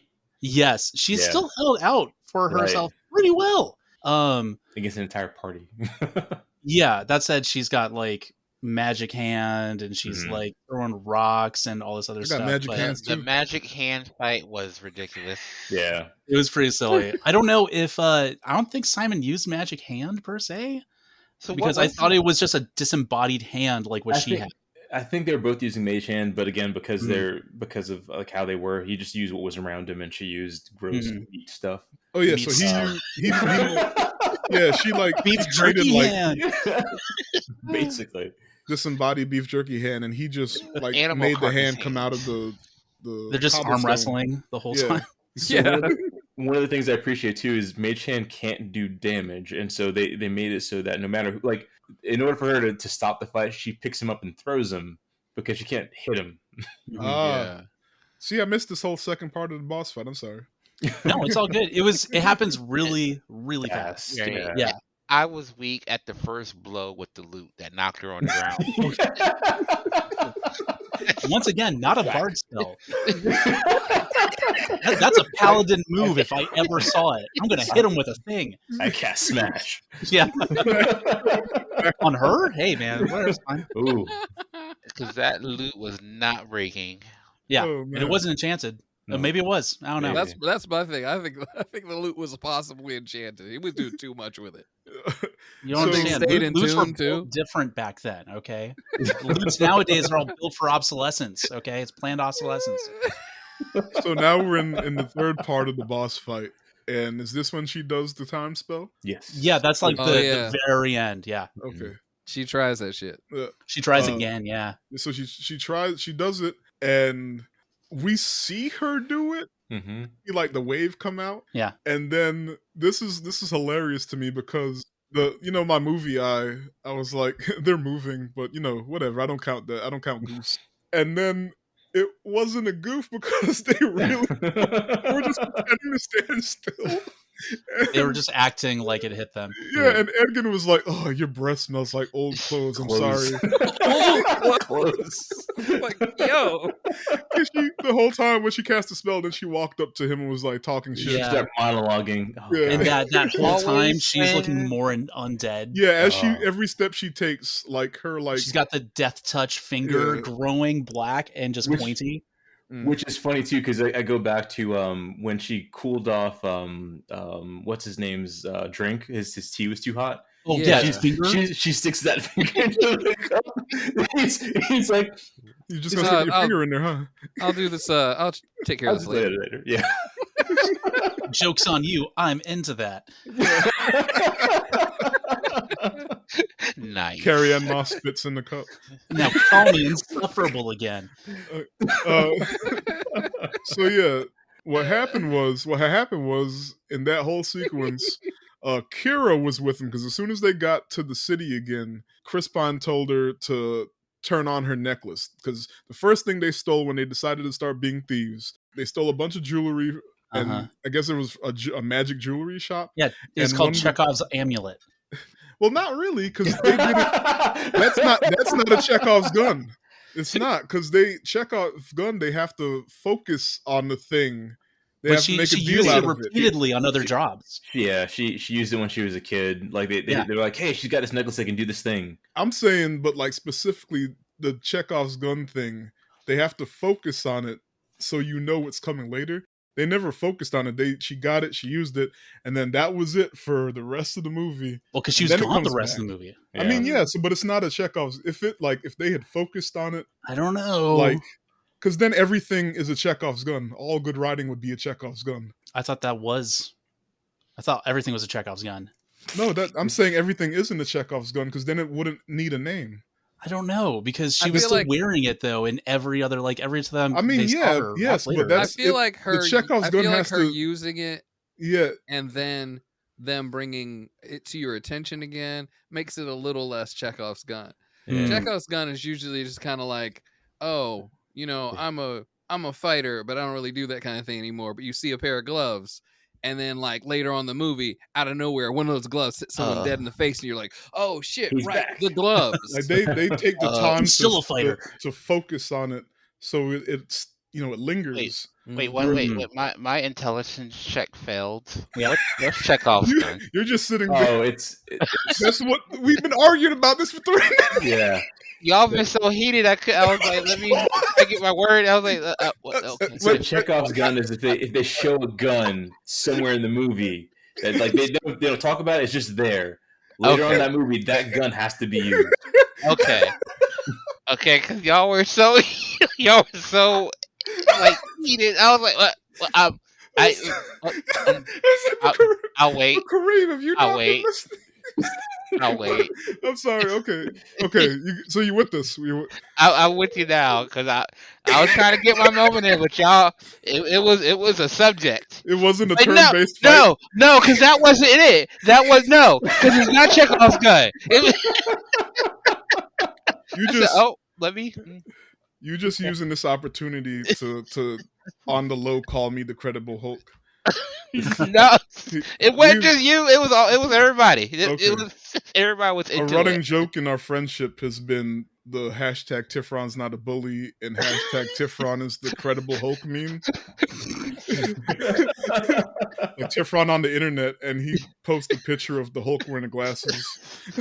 Whatever he gets too heated on a subject. Oh, there it is. There he hulked out. It's done. Okay, so I'm just saying this. I'm not even saying I'm a good read of it because I don't watch movies.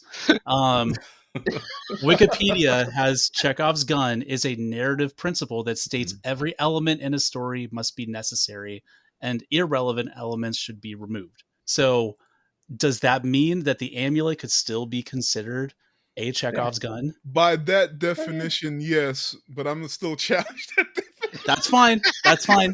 You could take it up with whatever Wikipedia editor.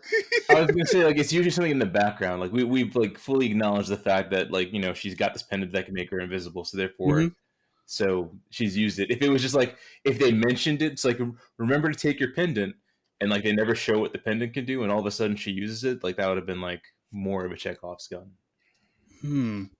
I think we got 3 different definitions. Yeah, we do, don't we? And I'm fully expecting this to be a running joke in future episodes. So I'm fine with that. Well, I think I mentioned Chekhov's gun. Oh no, well it's already episode, so I'm just like, shit, have I been wrong? Chekhov's gun is already a running joke. This Chekhov's coffee cup. I'll have to check off this list. All this happened just for the sake of Kareem's education. Because when y'all said Chekhov's gun and Chekhov's amulet, I was like, wait, was that in the movie? Yes, it was. Thank you for asking. You over there scanning the 5 ebook that. It's where's the amulet of Chekhov? But that's not the name of the amulet. I'm like, they're talking about something else. Oh, okay. That's funny. So Kira was invisible thanks to her may or may not be Chekhov's amulet that was established in the beginning of the movie. And we heard Chris Pine tell her to go invisible when they got to the city. And we don't see it, but they had slipped her the anti-magic bracelet, and that was a part of the plan. We don't hear his final plan. But afterwards, Simon points out that, hey, your plan finally worked. So the whole thing, them pretending to be frozen and all that, he thought about. So they put the anti-magic bracelet on her. Now she's useless because she's a wizard. And Doric turns into the owl beast and beats the dog shit out of her. Yeah. They already won. They did a real Hulk Loki. Yeah. situation. I like how there were two instances. Like she attacks her, knocks her down. Like, all right, well, you got her. She's got to be grabs dead. her again, just goes off again. I was like, damn, okay. Literally just picking her up by the chest and just slamming her into the ground repeatedly. Waiting. Nope, still conscious. Still slamming into the ground. What killed me was the owl's reactions in the face the entire time. Yeah, because it was like, what? Like, because Simon or somebody was like, oh, well, she's got to be dead now. Surely she's dead now. So can we go back to the time freeze? Because one of the things that kind of got me was like, I was like, did we assume that she was going to be monologuing, and that's why everyone stood still for so long, and she didn't just like turn around and just kill everybody? On the plan.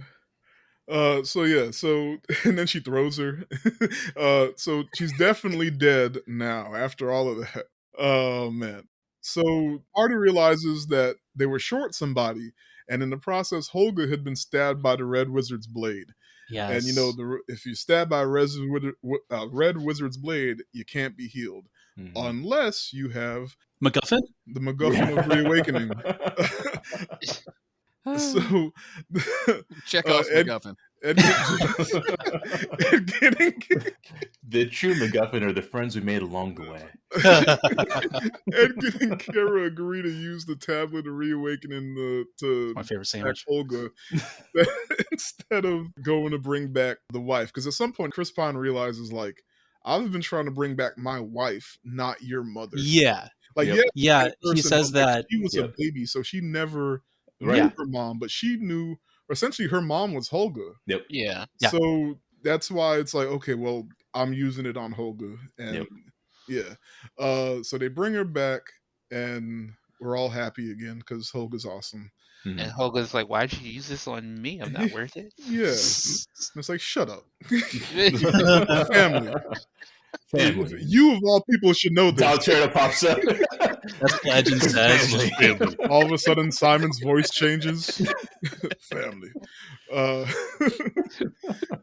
And then we see Forge escaping into the forest, and like he trips and he looks up, and there's Reggae Sean Page. And like he's just like the moonlight's behind him and everything, so he's like glowing. It was so funny. It was a nice way to bring him back at the very end. Since I want to say that he was walking the entire time and just ended up there. He just ended up there. It's like he just never stopped. Yep. He circled the entire planet. It just got there. It came back. It's like, sir, that was 2 miles away. It's like I had to take the long way around. He knew who he was though, so like when he saw him, it was like, "You going to jail?" So then, we find out via Forge's narration at this point that our heroes were rewarded for saving Neverwinter, and like Doric got the forest officially like under government protection, and then we see that Forge is actually in a pardon hearing, having been at the ice prison for a year now. And so the movie ends where it began. And then he tried Jonathan on the bird dude, Jonathan. Jonathan. The way Edgin and Holga did in the beginning of the movie, but there is no window anymore because they ripped it up so the shit wouldn't happen again. And he's like, "Oh, I'm sorry, I don't know what came over me."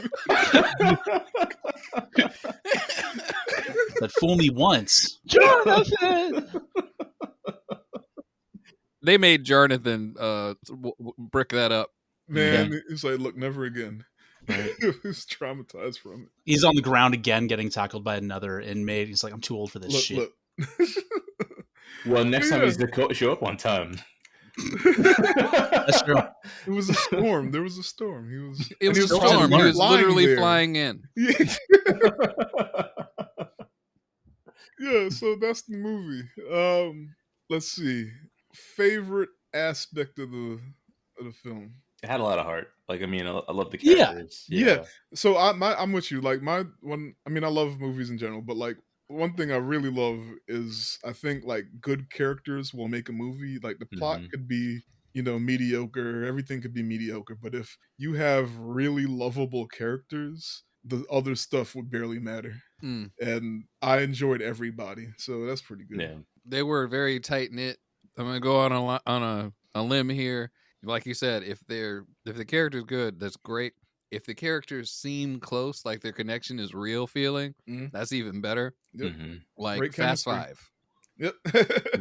Like everybody in Fast Five, like really, they like if you've been around weird car people, like that whole section of time when they were like checking out which car would work, and everybody's like, no, my shit's gonna do this. Like that just felt really uniform and good and real, and it made the movie work. Like the same as these people really like knowing each other and like being in a situation where they have to work together.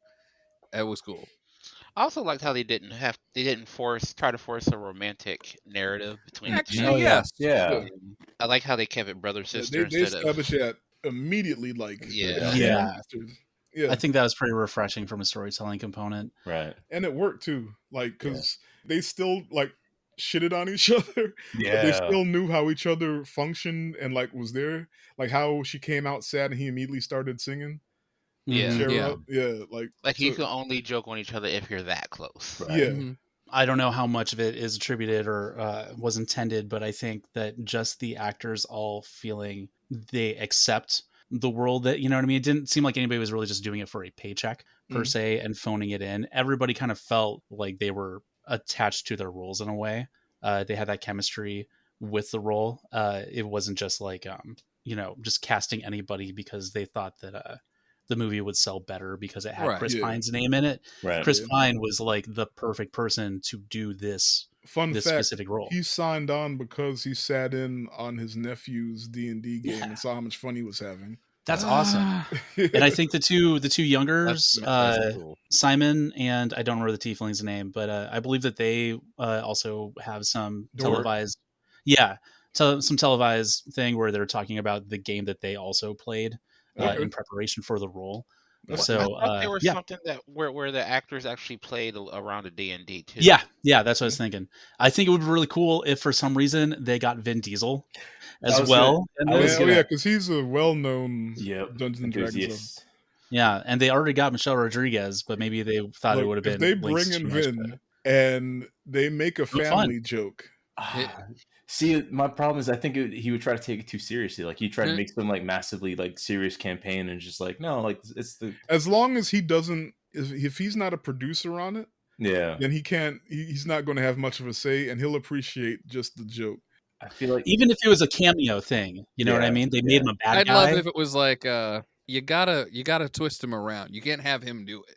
Yeah, right. Exactly. It's just got to be like, hey, back off. You don't screw with us. We're a family. He just goes, lame.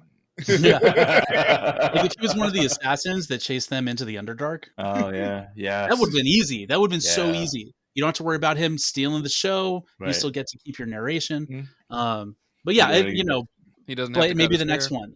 I do hope they make a sequel, but I hope it has nothing to do with this cast or this story. I think it'd be really cool if they went a different direction. Bring in Zilk though. Reggae John, shit. Reggae John. He has to be in the second. He has to be the thing that connects the movies. Yeah, he's in all the movies. Just comes back for one sequence. He just walks straight in. I just want to walk in. Just walk in and start talking.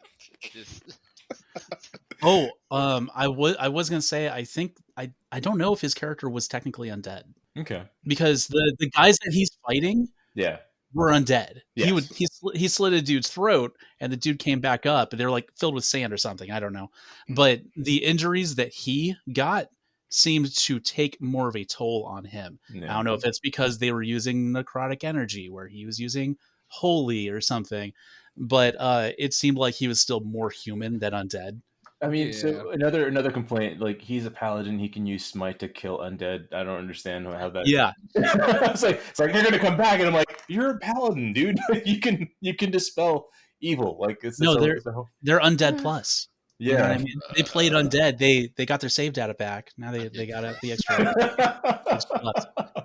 New All game right. plus. Yeah. Here's a good one. Favorite character and what character are you, Tim? Oof. Okay.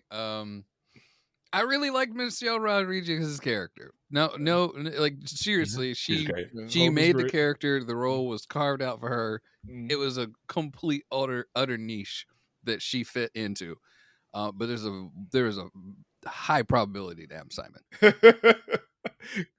All right, Karreem. I I would say the Barbarians because she made the movie move and made it hilarious. She made it, gave it heart. She was the glue for the whole group to me. Mm-hmm. Me at who I would be. Jonathan. Jonathan. Everyone's favorite Eric. I'm sorry, you're Saz Tam because you don't have a corporeal form. You know what? There's a shadow in the corner. I guess I'm Simon because I don't, got powers, don't quite know how to use them. I'm just kind of winging it. I'm winging it. Just, okay, let me try this spell, see if this works. All right, Chris. Kejin, I like his entire arc again, and again it kind of goes back to like, hey, these guys are wait, what were the group he was the Harpers? Yes. Like I did all this work for no pay, and now I'm struggling. Like, I don't think any of this was his fault. I think it was the fault of whoever decided this is a good idea. It's like we're gonna have all this network of spies, but we're not gonna pay them shit. No, right? It's a flawed system, right? But yeah, he's always doing the wrong thing for the right reason. So, like Ejin is definitely like my favorite character throughout this movie. The character that represents. I don't want to say Simon again because we've got 2 Simons already, but it's just like one of those. Like, it is what it is. If that's it's like I'm not confident about things, but then like when I'm put in a situation and you're just like, okay, I guess I can do it. So I guess I resonate more with Simon. Ren? I don't know if I had any specific favorites, but if I had to pick a character, I don't think I could pick one because it's like, all right, so I got the brain stats of Holga. I've got maybe the charisma of an Ejin, and I don't know, the build of perhaps a Simon. I don't know, and then like the social awkwardness of I don't know, Dorkin or whatever her name was. Yeah. So you hate humans. Yeah. All of these, when your powers combine, I am some guy in Southern California who speaks on a podcast every once in a while about movies. My favorite character is I was about to say Regé Jean Page. That's not his character's name, but Regé John Cena. That was hilarious. Who am I actually? Can't say Simon again. I'm gonna have to go with Themberchaud. I knew it. Damn, Thunderchild. Look, man, I'm just good choice. I got his appetite. Fat dragon in his lair, wondering why people up in his house. All right, well, shoot, we did enough. Final thoughts. I wouldn't have a problem with this movie being made into some sort of sequel. I agree with I think Red said not the same people. Yeah, a new party. I want to see a rogue. You can do a heist. Well, it's kind of a heist movie. I mean, right? we did get hustled into watching a heist movie. How would you feel if part 2 was about the daughter growing up? I would be more okay with that because then you get to also explore different classes and more so different races. Yeah. Now, I feel weird because it's like it feels like when I was talking about the prosthetics before, the Aarakocra, the Dragonborn, what I mean that it's difficult to replicate is that if you ever want to do a movie with an Aarakocra, you're going to have an entire movie with this weird animatronic helmet thing. So it's difficult to replicate that in a semi-reasonable setting. You end up Jar Jar Binksing it.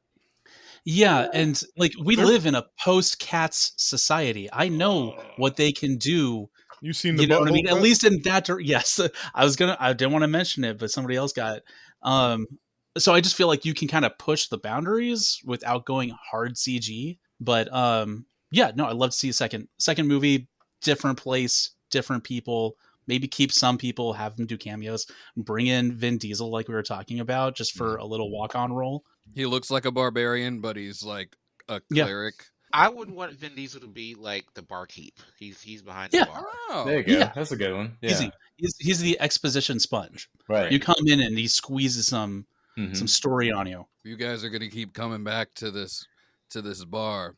I'm gonna have to start charging you double because you always bring trouble. Like shit like that. Yeah.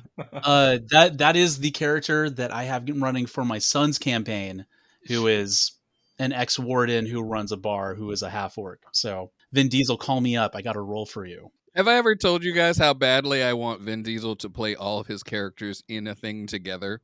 No. Like it's just everyone's broody. It's Triple X and I guess as things are, Triple X meeting Dom should and could happen. Yeah. And I think it would be just amazing if Dom's like, I don't fucking like this guy, and Triple X is like, what's your problem with me? I'm on the same side as you. I just want to stop these terrorists. And who said they did anything wrong? Like, oh God. Oh God. Dom's getting heated. You guys should. And then just in the back, Letty, you guys should kiss. Yeah. What did you say? Nothing. I didn't say nothing. She sits back just thinking about it. Just like, spit on him a little bit. Did you go? What? I can hear what you're saying. I didn't say anything. I didn't hear you. What'd you say? I said, did you go? What? I'm asking final thoughts. Great movie. Definitely want a part 2. Like you guys said, with different cast. Totally different cast. I would, if they did do somebody, I would just want the daughter older. Maybe she's doing something or whatever, but none of the adults that were there now. Yeah, definitely a second movie. Yeah. Come on, yeah. I'm sorry. No, he needs to walk on. He don't have to be a part of the story. Just have him walk. Just walk through. I would love it if they're discussing something and just see him walking in the background. Walking and drop a gem like Denzel. Just a little cameo. Pass over large rocks. You can't take it with walking you. by and he walks right directly over like something. I mean, I don't know. Like maybe the daughter wants to be a paladin and she goes sees Jean and see if she can learn from him. I don't something. Okay, dude. I would love if they made her a rogue. I think that'd be really fun. She did spend a lot of time with Forge. She's already got the background stealing stuff. That would be hilarious. She was stealing with her parents. She's got a gem of invisibility. So I mean, Tifron, I've got terrible news for you. What happened? There are lots of Themberchaud toys, but one of them is a Nerf gun. That's I gotta look this up now. Well, it doesn't actually shoot. No, it doesn't actually shoot. It's got little Nerf darts, but I'm like, it shouldn't. It shouldn't, right? It shouldn't even work. That's funny. There are very few Funko Pops that I would ever want to own, but they did come out with the gelatinous cube one. Oh my god, perfect! I love it so much. That's the only one I want.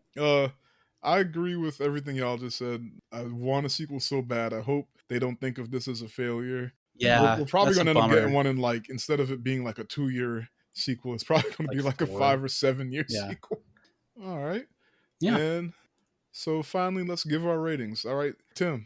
My regular rating is flat out would I recommend, and I already have twice. Outside of the people that it's quote unquote geared towards. Yeah, geared towards. Yeah.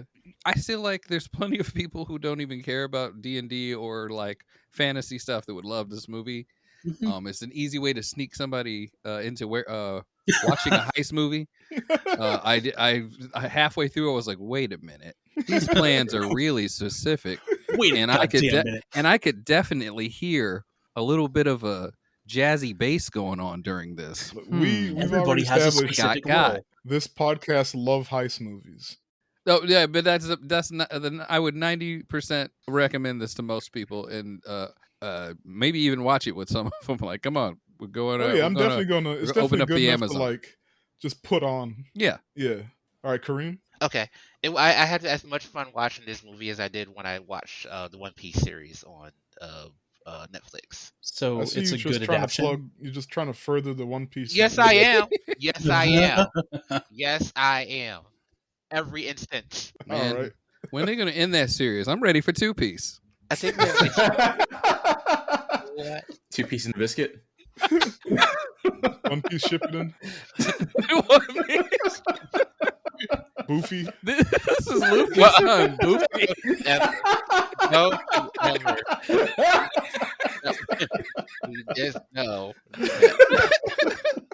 I apologize. I'm not sorry. All right, but yeah, I did hear One Piece is great. So that's Karreem's review. All right. Ren.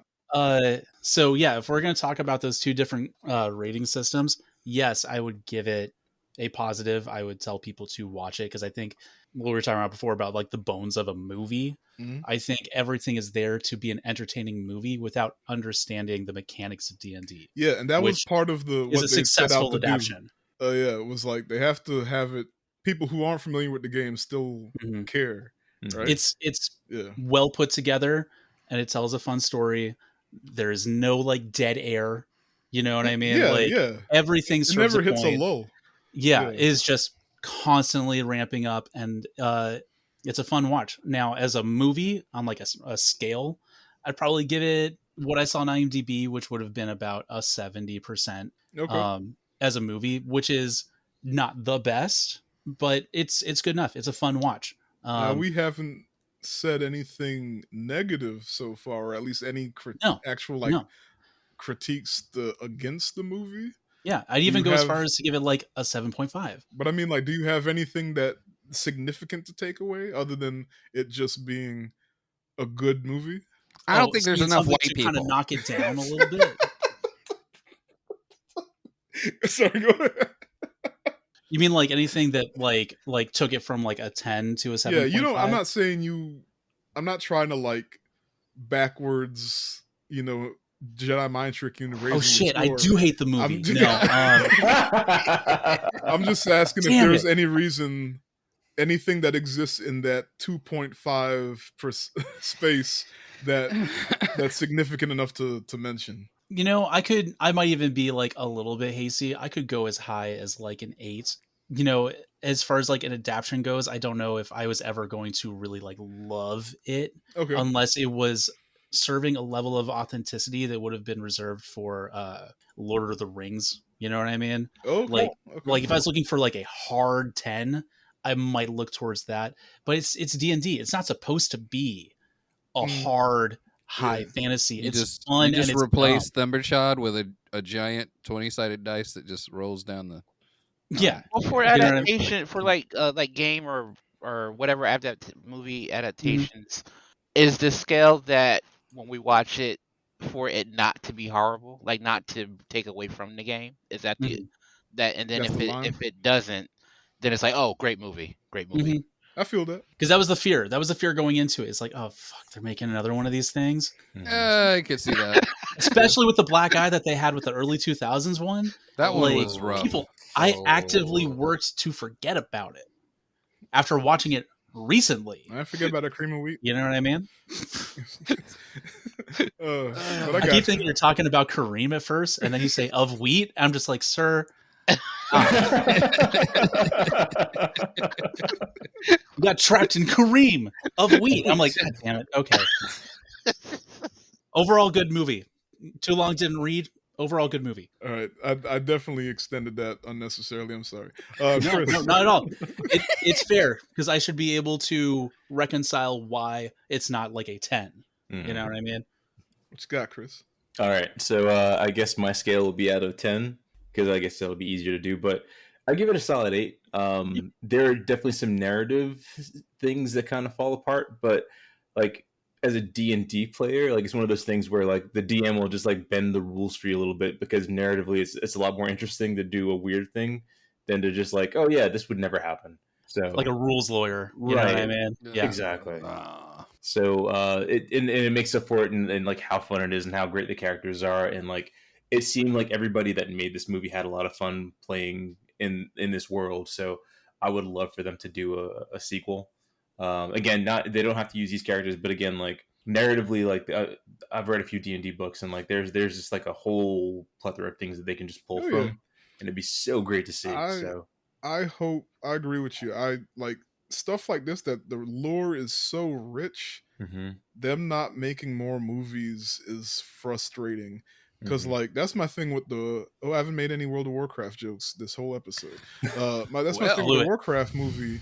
Like that lore is so deep. Yeah. And that movie, it wasn't amazing, but I thought it was serviceable. I thought it was okay. and I wanted to see more movies. And they started at the beginning, so like they didn't even get to like the really dope shit yet. Yeah. So, but that's never gonna happen.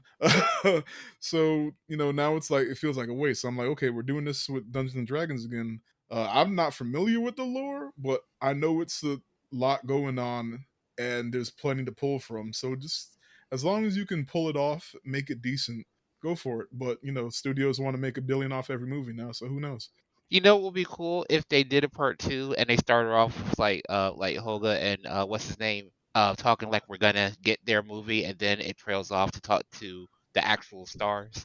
Like they start off with Holga and them talking, get ready to do whatever adventure, and then they leave, and then somebody else just starts talking, and then it's like, oh wait, these are the actual characters. It like there's a fake out. Yeah. Yeah. I think it's a really good means to employ a little bit more exposition with every sequel that comes out. So at the end, you've fleshed out the entire land. You've given the context of all the religions and the factions and social hierarchies and all that stuff. But I mean, we're talking about setting up like I don't want to say like a Marvel universe, you know what I mean, for D&D. But it just sucks, like you guys were saying, if it's not considered a success, it's not likely to get the sequel that necessarily deserves. And I feel like that is largely built off the chemistry of the writing and the actors. They really, everything kind of coalesced into this thing that worked really well. So if they don't have the money to prove that they can do it again, it sucks, might not come out. So yeah, we're in that position. But to me, I feel like most of the money went to the stars. Like, yeah, there's a lot of CGI, but felt the sets are pretty big too. I mean, like when you like the prison, and then costume budget. Like, I just want, if they do it again, they already established that they could pull it off. I don't know, but good enough. Maybe they can get less expensive stars to save on the budget, so they can maybe, I don't know.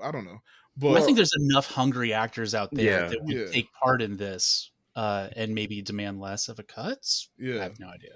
Well, going back to One Piece again, it's been proven like if you put unknowns, sometimes like they'll surprise you. Like it's not always about getting a big name to get people in the seats. Sometimes it's just about a good performance. What you talking about? They got Sonny Chiba's son. Holy shit! Sonny Chiba. Yeah. Anyways, for me, I really enjoyed it, and I don't have like the background like y'all got in it, so I don't know if there's any flaws. But like from a movie standpoint, this is what I love in a movie: to sit and enjoy myself for 2 hours, and it delivered. I'm gonna give it a 9 out of 10. Nice. It wasn't life changing. No. So we can't get him to play D&D, guys. We're this close. But as far as a movie, I have nothing to say to take away from it. I enjoyed the whole thing. Everything was firing on all cylinders for me, and it was just fun. And like, absolutely, you don't always get just fun movies anymore. So I'm incredibly satisfied. I've watched it 4 times and I'm still not bored of it. Like, I watched it again last night before, and I was like, this is still a fun movie. Like, I know exactly what's going to happen and all the beats, but it's like, this is still entertaining. Like I said, you could just put it on. Yeah. I would say that's also so dense that I've watched it. I've only watched it twice now. I definitely got a whole lot more out of it on my second watch this morning. Yeah, and you're still picking out little things like, haha, I recognize that reference. Haha, I understand why that happened. You can hear Olga get stabbed during that fight at the end of the movie. Yeah, I didn't even catch that. Yeah, I was like, oh, there it was. Yeah, so and the choreography for that final fight scene, actually for just about all the fight scenes, it's really, really on point. That fight scene when they went back to the castle at the end and like Holga was going in. I was like, okay. Michelle said, "Hold my axe," and then she just destroyed an entire room of guys. But yeah, I would buy the Criterion of this. Criterion. Yep.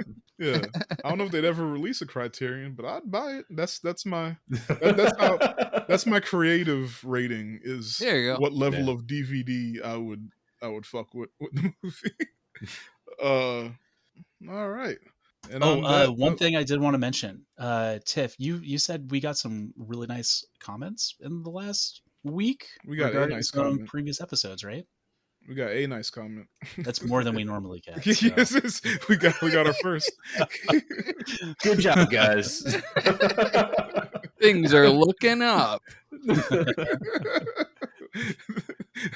Everything's coming up Millhouse.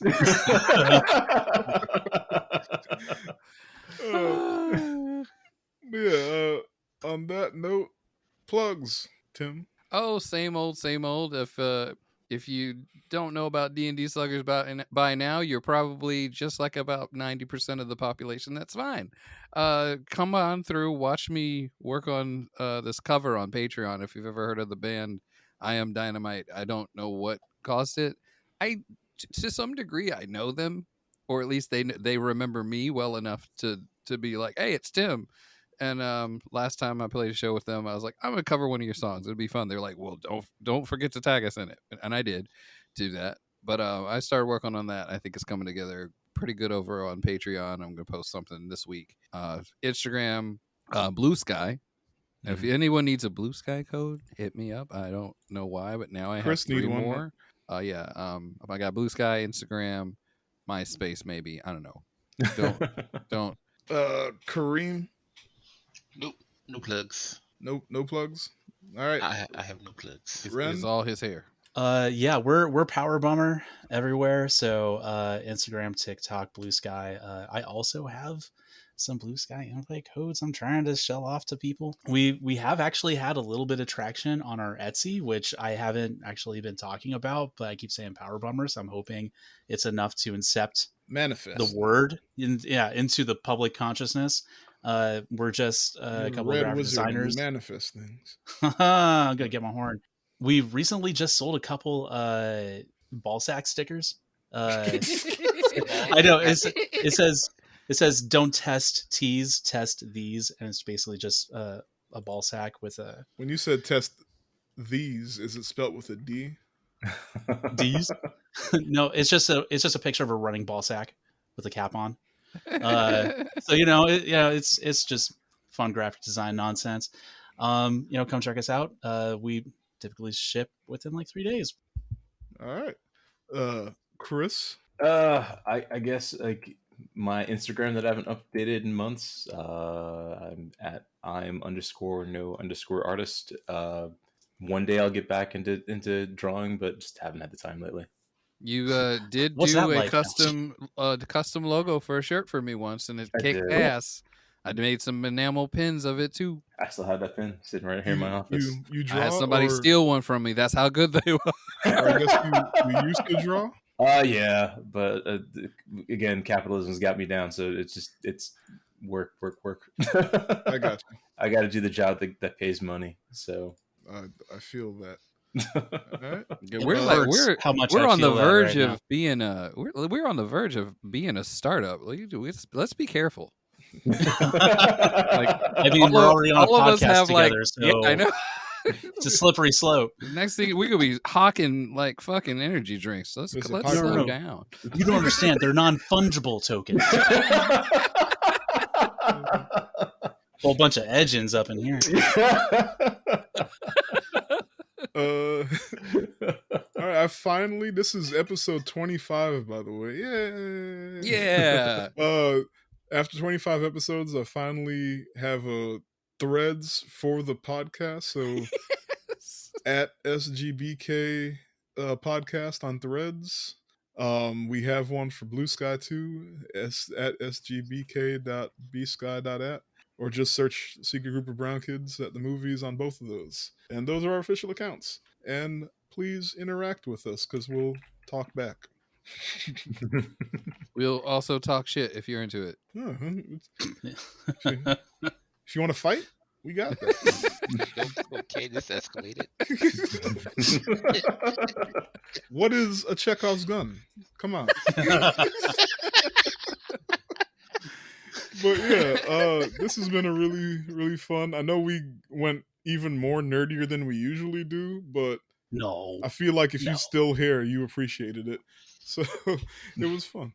catch us next week where we're about to start. What are we doing? We're doing our Martin Scorsese / Leonardo DiCaprio miniseries, and I gotta fucking buy Paramount Plus. Jeez. Oh no. So we'll catch you next week. Thanks, guys. Take care. Bye. Bye. Later.